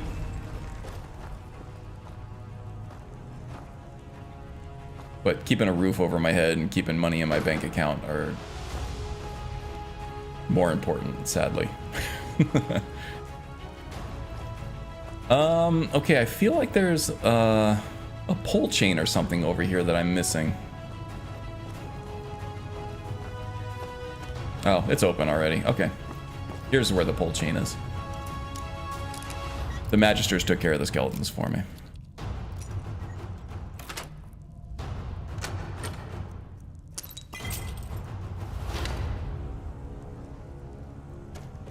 Okay. I need to eat something, guys. Sorry about that. We have about 50 minutes left in the stream. I'm just gonna grab a granola bar real quick. I'll be right back and we'll continue with this. I'll be back.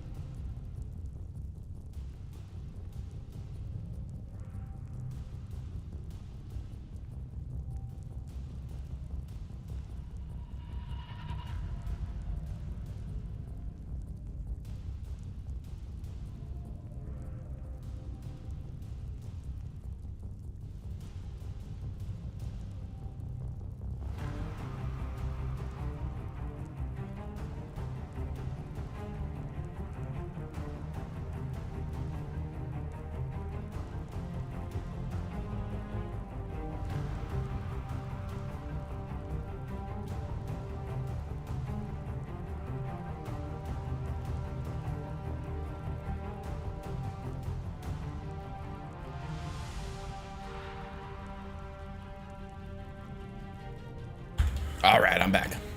That wasn't too long, was it? Burger. Oh. The End King has a burger. Man, now I want a burger. Yeah, we're hosting a game night with our volleyball team tonight. So we're ordering pizza tonight. Pizza and burgers on the same day. That's enough to just like ruin me for like the next couple days.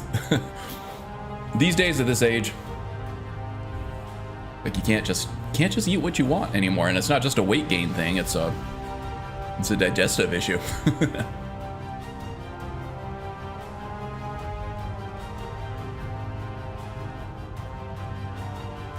I was watching footage of that Golem game, and it is a pile.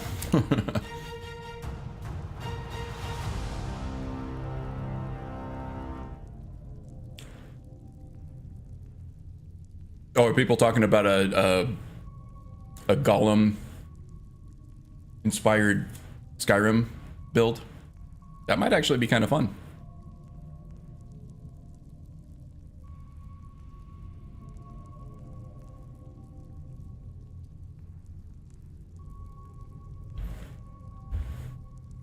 Wife got me a muffin while she was out. It's delicious. Blueberry. Oh, it's so good. Okay. Did I open up this? I think this is the way I want to go, right?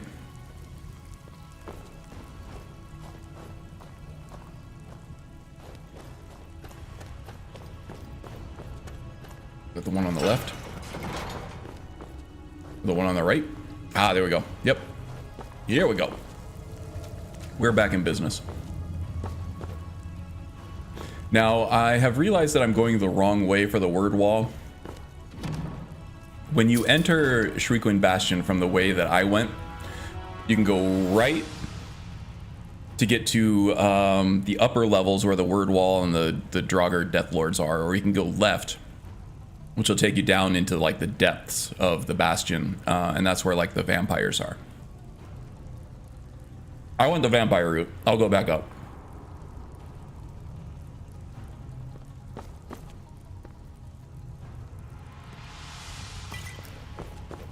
I just want to kill all the enemies because it's fun. And also because I'm still looking for Eldritch pages. Not that this character needs to be any more powerful at this point. I also have this overwhelming need to clear out every dungeon in the game. Oh, skeletons might actually have Eldritch pages on them too. And pull from Oblivion is active. Resummon.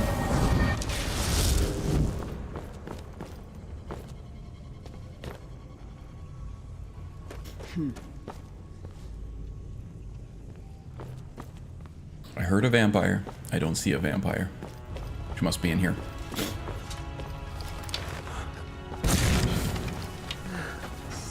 Now, I did complete the Companion's questline with this character. But I cured myself of lycanthropy. I don't think we're going to be doing any transformations with this character, just because I think the build concept is complete enough as is. He might get some help being a vampire with Sacrosanct, but that opens up a lot of things that I don't want to broach with a very well-defined, tight character concept like this. I don't want to have to try to fit in hemomancy or vampire lord form or anything like that into a character concept like this. I think the main synergy between Witch Bolt hooked up through Lion's Arrow and Conjured Bow is very strong on its own, and it creates a lot of unique identity for this build. And we're gonna lose that identity if we try to add too much to it.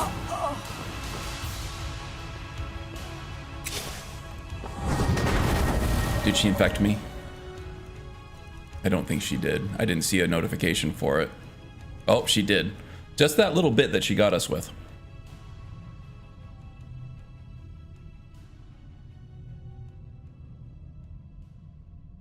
Oh, Haster slanging Tolkien in the chat.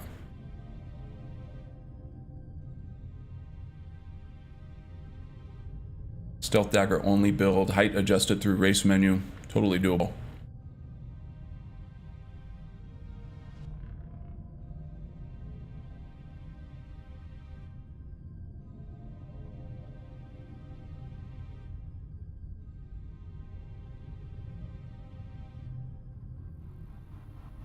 In terms of sheer world building, has anybody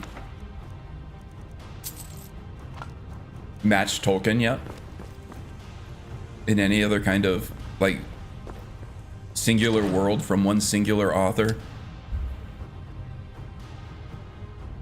Now, I know things like D&D, well, Dungeons and Dragons, I think, was explicitly inspired from, I think I have an enchanting table just in this next room.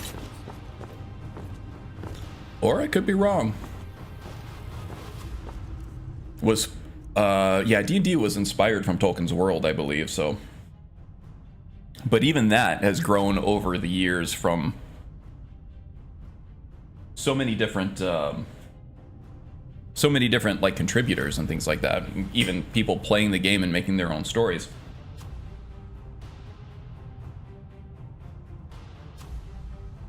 Mm-hmm.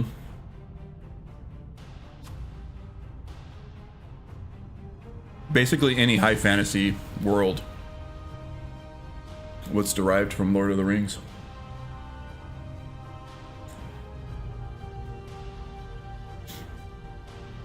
But even beyond that, like things like Warhammer has a ton of stuff, but again, that had like tons of contributors to it. And that I don't know really anything about it all. But I know people like it and people go crazy with it. And it's very rich with world building.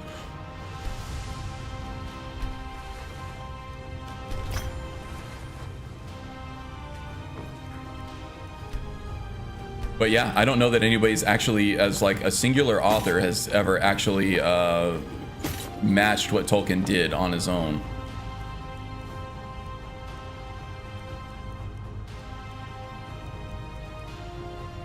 Staff of Death. I kind of want to keep it just because it sounds awesome.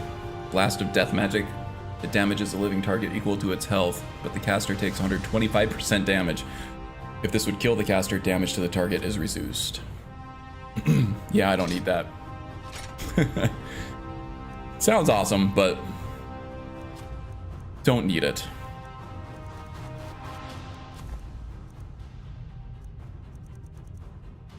Pelts I don't need. The alchemical ingredients I will keep. Forgotten magic stuff I don't need.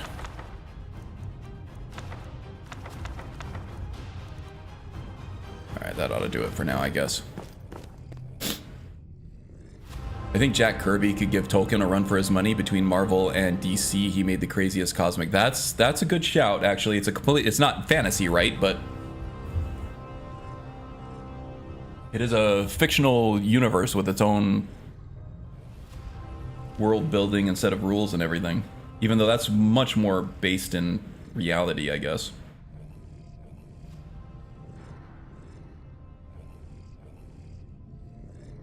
Star Wars Expanded Universe, that's not a singular author either. But, you know, love him or hate him, George Lucas did create quite the world there on his own. He did a lot by himself.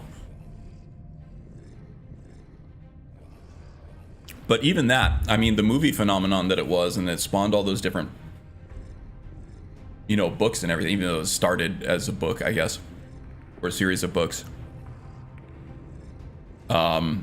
It became quite like the franchise on its own. But I'm not really sure it's had like the reach and pop culture in terms of like just the space adventure action genre that Tolkien had on the fantasy genre. I say Jack Kirby, I don't mean his regular comics, but specifically created gods and put them on their own planets, their own societies, and it was very dense. Oh, cool. I didn't know that about him. I only knew his mainstream comic stuff.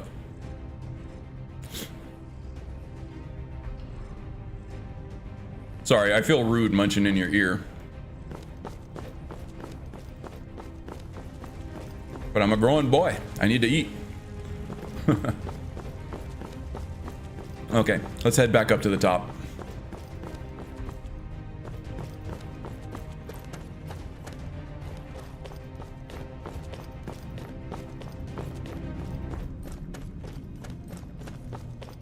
Now, I think there's still a vampire like Master up in the top.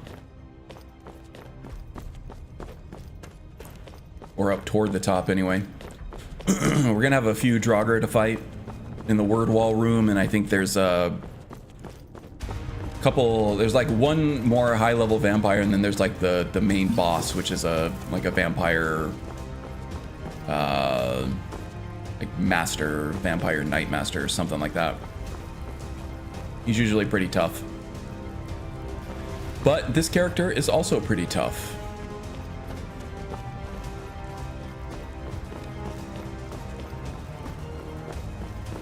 I don't think we'll have any trouble. If we do have some trouble, it'll be a little bit of trouble. But nothing we can't deal with.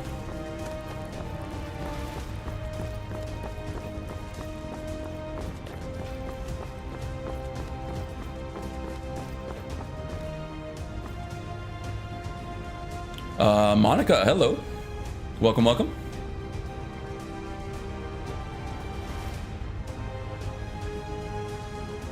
Unfriended because I'm chewing a muffin in your ear.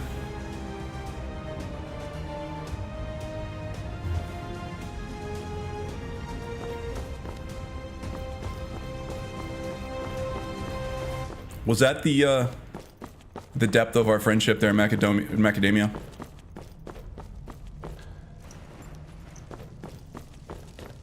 Or is it just because I'm making you jealous because I have a muffin and you don't? I'm guessing that's probably it. Jealousy is a powerful motivator. I get it. I know. Ear muffin is a great, yes. It's kind of like ear muff, but ear muffin. I can already see the album cover too.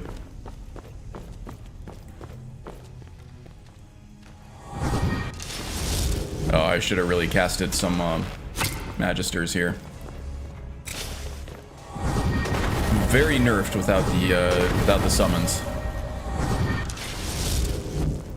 Yes, it's expanded through many books like The Crow, Salem's Lot, Hearts in Atlantis. Interesting. The Dark Tower.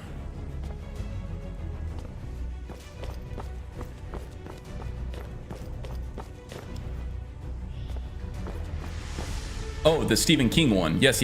I haven't watched the movies. I have read Salem's Lot. The Stand, I think, was the big one. Yeah, Stephen King's universe. He did do a lot of world building for that. That is a good shout.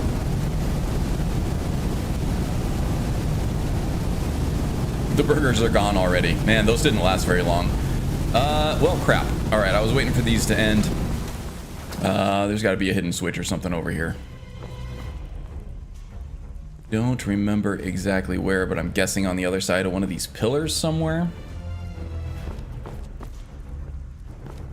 I don't know. Oh, there it is. I see it. At the entrance. Thank you. Don't watch the movie. Better read the books if you can find them. Oh, yeah, I'm sure... yeah, I can probably find them in digital format pretty easily. Here you are. Here's the tough mage enemies. Okay, I still have enough magic. Ouch. Okay, that hurt. That hurt a lot. Help me, summons. Okay, that bound 130% spirit. That should make a very powerful Magister. Very cool. Yeah, his magic wasn't doing anything, which is like gave me this false sense of security, and then all of a sudden he whacked me with that dwarven quarterstaff, and it was like took 75% of my health. Yikes. He bashed the hell out of me. For sure he did. Hey Tom, welcome, welcome. Hope you are having a good weekend. Good to see ya.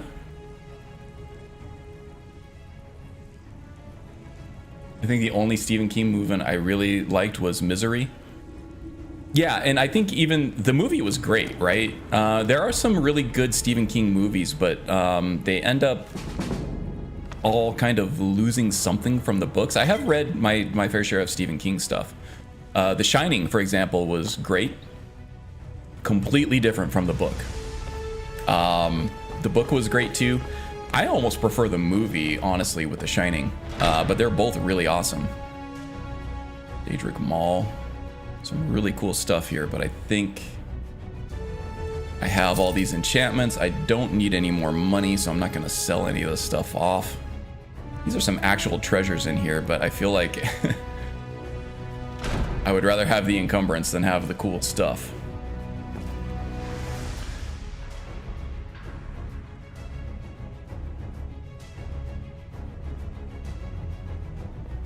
You're badass with the thimble of health. Yeah, true glass cannon, right? Well, even this guy, I mean, I'm at the armor cap, right? I'm way above it, actually. So my armor rating is 2294. So I'm really getting that full 80%. And I think actually Ordinator might even lift that cap a little further. But I don't think you're doing maybe like a 80%, 85% damage reduction for physical damage. But even with that, yeah, 75% of my health. Could you imagine if I weren't wearing any armor? That would have been a one and done. Would have been dead.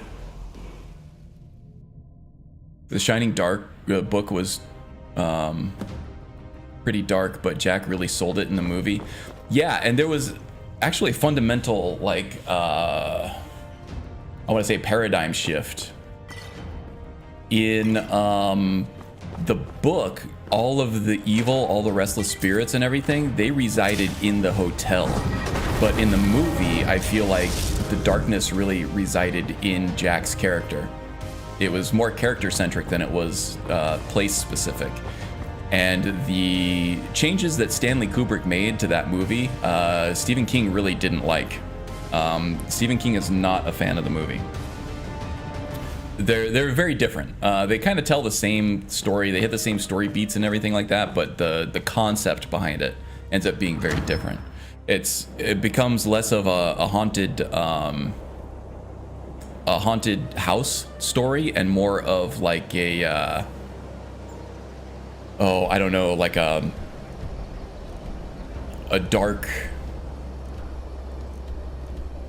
like this psychopath that has these dark powers that he can't understand. Because you have to have like the Shining itself, like those weird telepathic abilities that Danny, the kid, has in order to be affected by this place. Like the mom, any of the employees except for the groundskeeper guy who checks on them later on. They both have like that ESP type thing that that guy calls the Shining. So Jack Torrance definitely has it. He is force sensitive. I guess we could say. I guess we could put it that way. And he's also his soul and his spirit is just infused with like so much darkness and hatred and anger that I feel like my interpretation of it anyway is that it was that darkness and everything that interacted with like what happened at that hotel, just the latent spiritual energies that most people are fine with, that created all the danger for Danny and his mom. I get Steven didn't like it, but I loved it. Though the movie, yes, it was a fantastic movie. It was a great movie. I loved it, but it was very different from the book. You could read the book, you can see the movie, and get two very different experiences from it.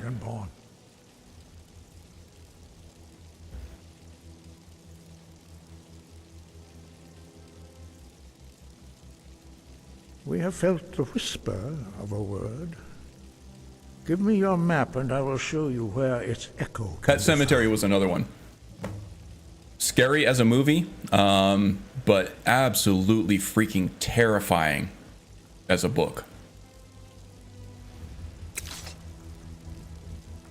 They cut a lot out of the movie and kind of focused just on the undead kid, right? The baby that came back to life. It ended up almost kind of feeling like a Child's Play knockoff. But yeah, the book had a lot to it. It went really deep. It really explored like the lore of the actual pet cemetery itself and the different things that they tried with it.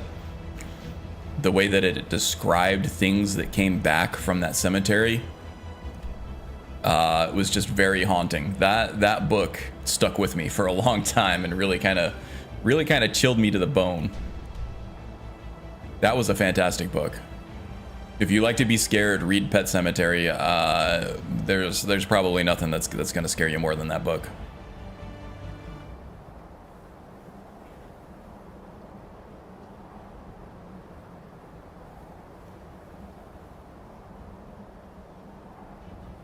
Jake from the Dark Tower series. Also Callahan has it, but at a lower level.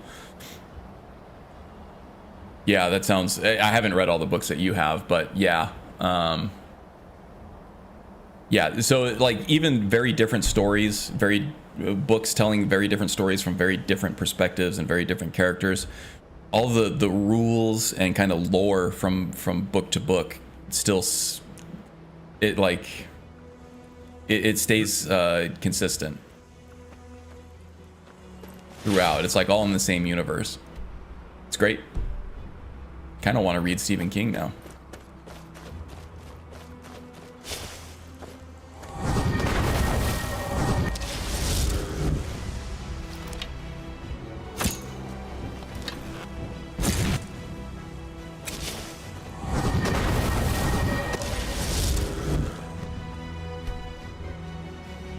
I don't need any more ingredients from the wildlife, I don't think. Okay, how the hell can I get here from Hendrheim? Maybe if I go up this way.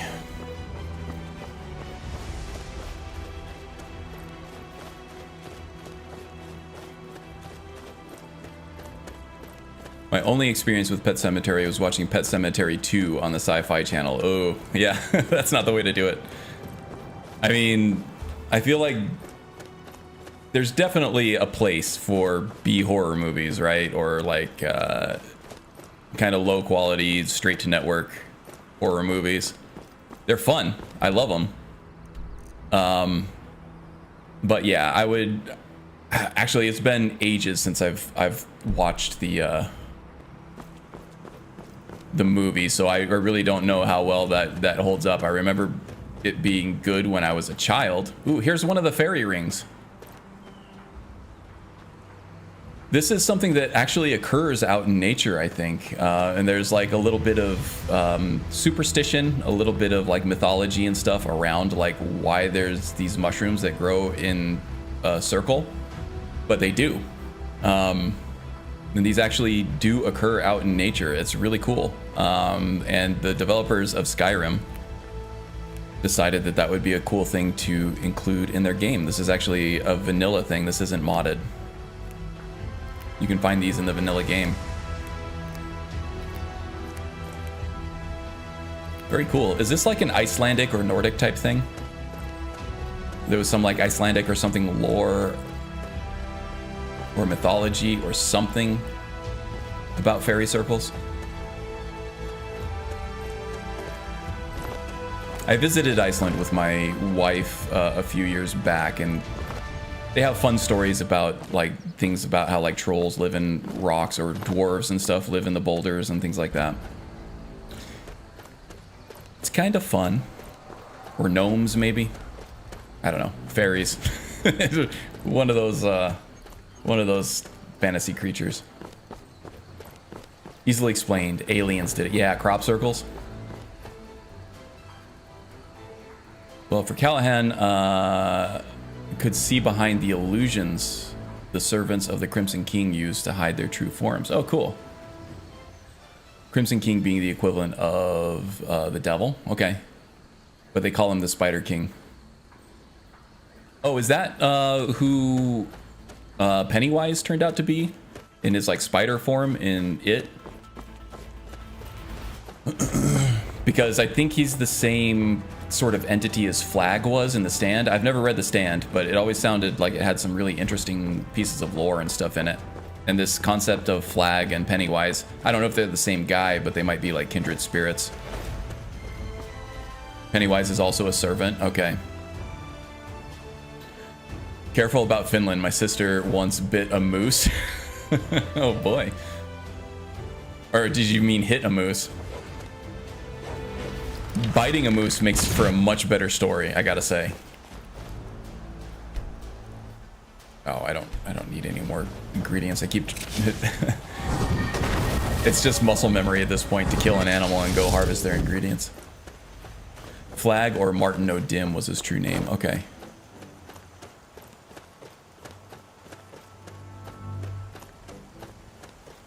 Yeah, very deep and interesting lore. Okay, where the hell am I going now?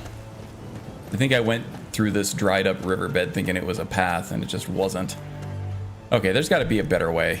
There's got to be a better way. Let's try Valthium.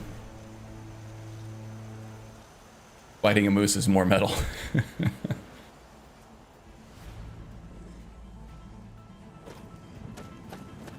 We all got this badass like image of your sister now. It's like, wow, Enking's sister bit a moose.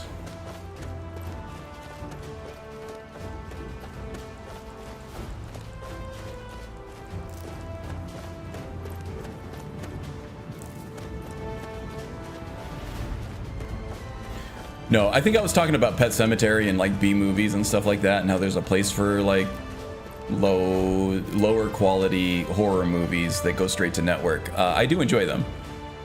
They're good light watching, but I feel like the Pet Sematary theatrical release from like, it was either the 80s or the 90s. I feel like it was good, but I was a child back then. It might not hold up as well today, but the book is absolutely fantastic.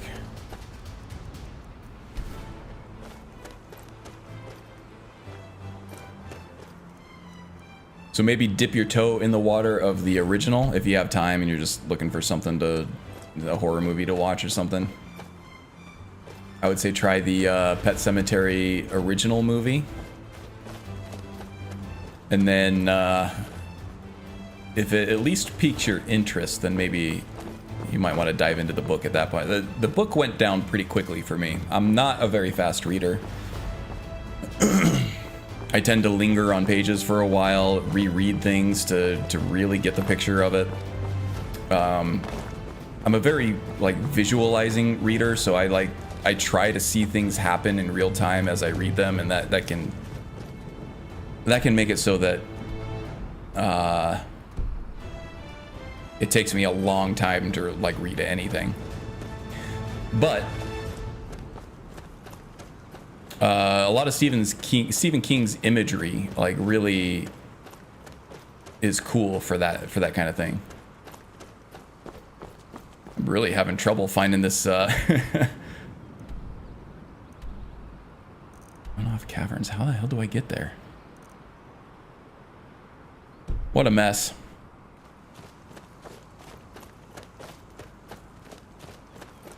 Try going up and around this way.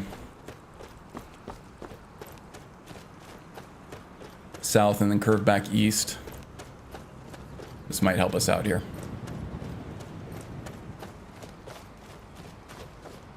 Thank you, Haster. The only thing I remember from the movie is the part where the kid is under the bed. Absolutely. Oh, from the Pet Sematary? Yeah, with he's got like the scalpel or something. Slicing people's feet. That was so scary. Ugh, shudders. Okay, I'm missing a very obvious path here somewhere, I think.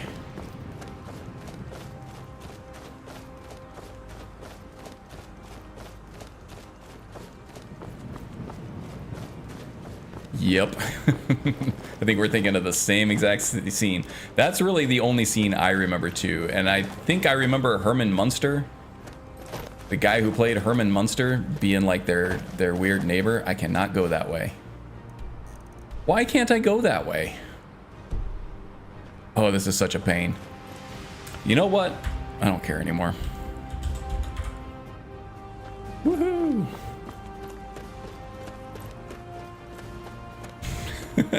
Talking about cheating in Skyrim. This is how you cheat in Skyrim. I always struggle navigating to the Reach. You're not alone. Okay, good. Should just head for Helgen.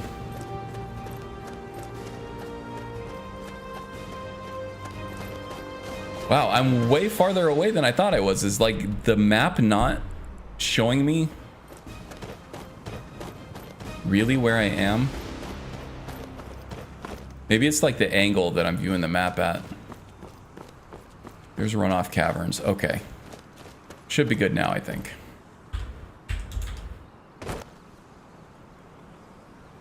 Etienne would have words there. Yes, he would.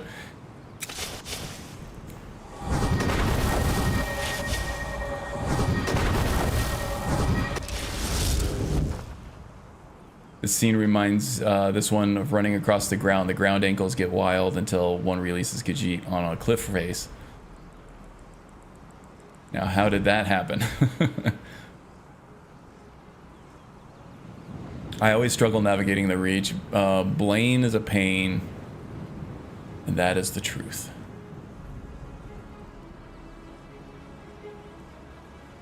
Character needs a flying carpet, indeed. Actually, Icarus, he was in chat earlier. He has different modes of transportation that he uses for all of his characters. Like, one of them has angel wings because he's the son of Meridia. Very cool, so he can actually fly around with that. And then, like, a new guy, the Blight Archon or something like that. He's an orc who is like, he's empowered by, the pestilence one, the Periite. And he can jump like the Hulk. He can jump for like miles. It's crazy. It looks so fun. It's kind of like when you, in Oblivion, when you level acrobatics all the way to 100 and you're just basically flying. Heart of thorn, bones of the wild, life forsworn.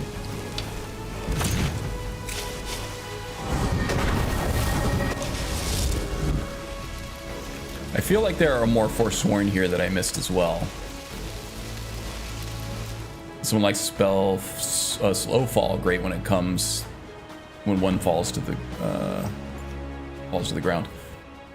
When in doubt, TCL it out. There it is. 5 points of extra damage to Nords. Is this a vanilla thing? For whatever reason, I don't remember this being in the vanilla game. This might be a Zim thing or something.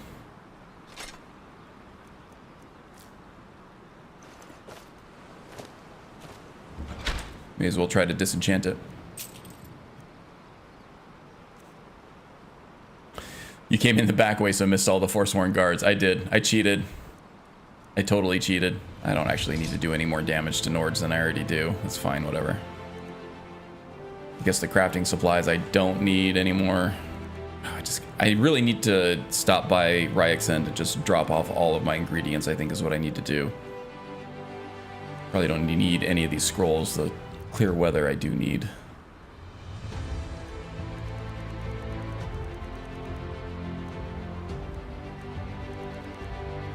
Ruined book, the animal bones, don't need.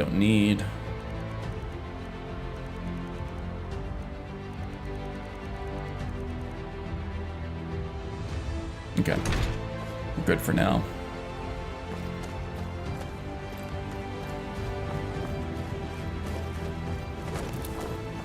Well, now I know I've been here like legitimately and organically before. Isn't there like a tower or something over here? Yeah, there is. I feel like there's a path off of the main road right here.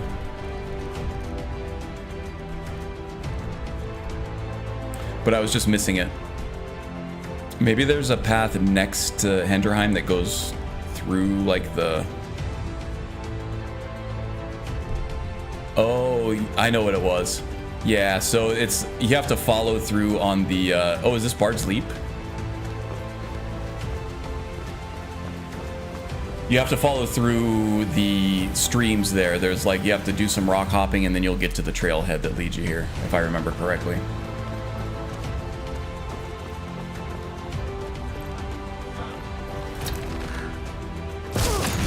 Ooh, that felt like it should have hurt, but it didn't. Screaming. Nemesis needs one of their spells that provide a loot sack, perhaps. Yes.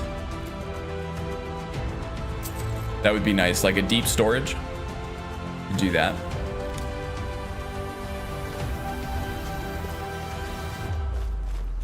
I don't want to give up the standing stone that I have. What standing stone do I have? I think it's either apprentice or... Oh, I'm using the Atronach stone, so I'm actually not recovering magicka right now. I recover magicka when I kill an enemy. But that also makes my spells more powerful, so that's why I went with Atronach.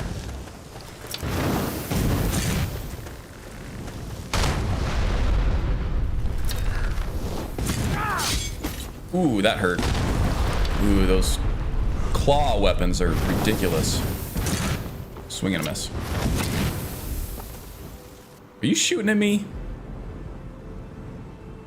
I will dismiss you so fast. How about this? Oh, I guess he doesn't get dismissed from the conjured weapons like most other conjured constructs do.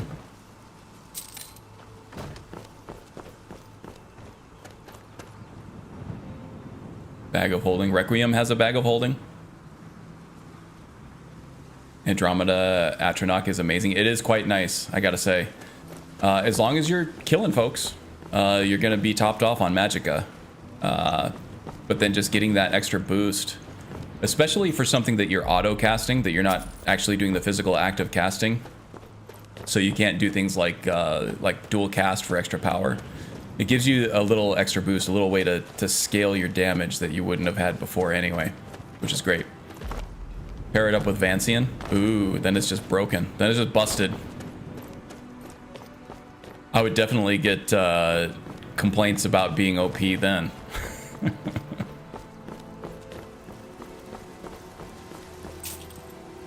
About having a BS OP character on legendary difficulty.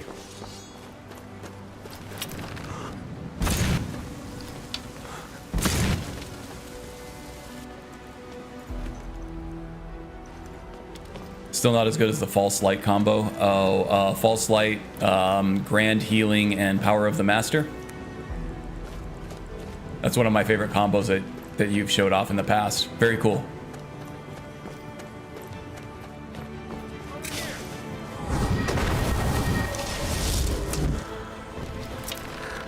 Dual casted, nice.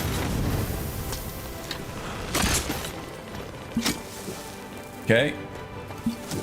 Getting shot from over here. Yeah, this is where the Nemesis Arcane Archer struggles the most, is with powerful archer enemies.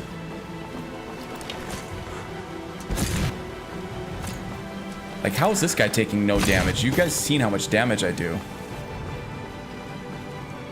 Yeah, it's the physical, high physical damage from a distance that really hurts the Nemesis here. Especially as undead. Oh yeah, you get the boost.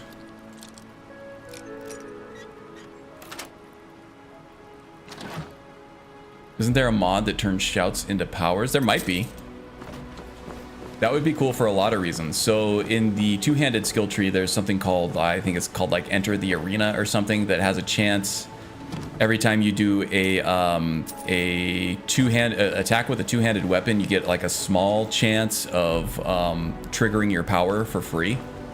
So if you could convert your shouts to powers, that would make that very, very strong and very fun. Okay, let's do the Bard's Leap itself, and then we will, I think we'll call it a stream.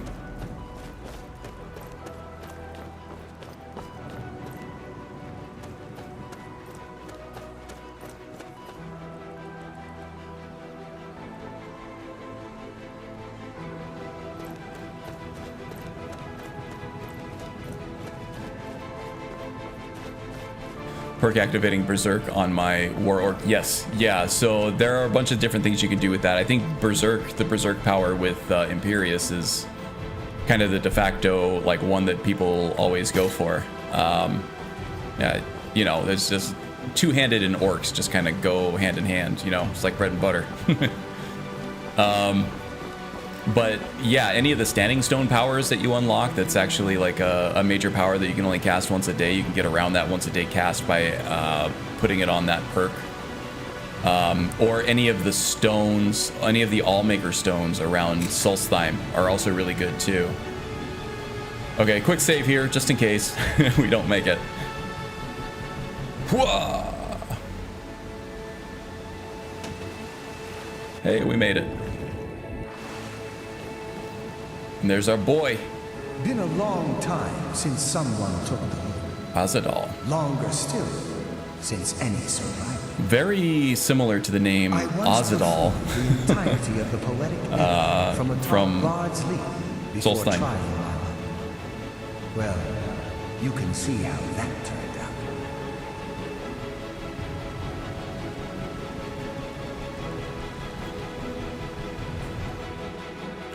What perk do you get for this, I wonder? Something about fall damage, maybe? Or just like a speech? I don't remember. I knew at one point. I just want to make sure I got it. Ooh, Sanguinary Vampirus. We got to make sure we clear that. That could be... I don't want to turn into a vampire. Scholars Insight. I don't think that's it. Studied smithing. I don't see it. Speech skill increase? Oh, it could be. They did no knee implants.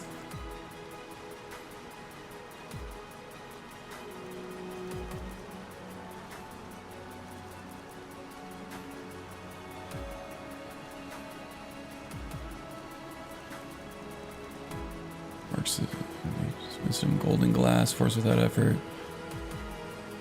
I don't see it. I wonder if I just didn't get it. It could be a skill increase. You could be right. I thought it was a perk that it gave you. Oh, yep, there it is. Speech increase to 100. Good call.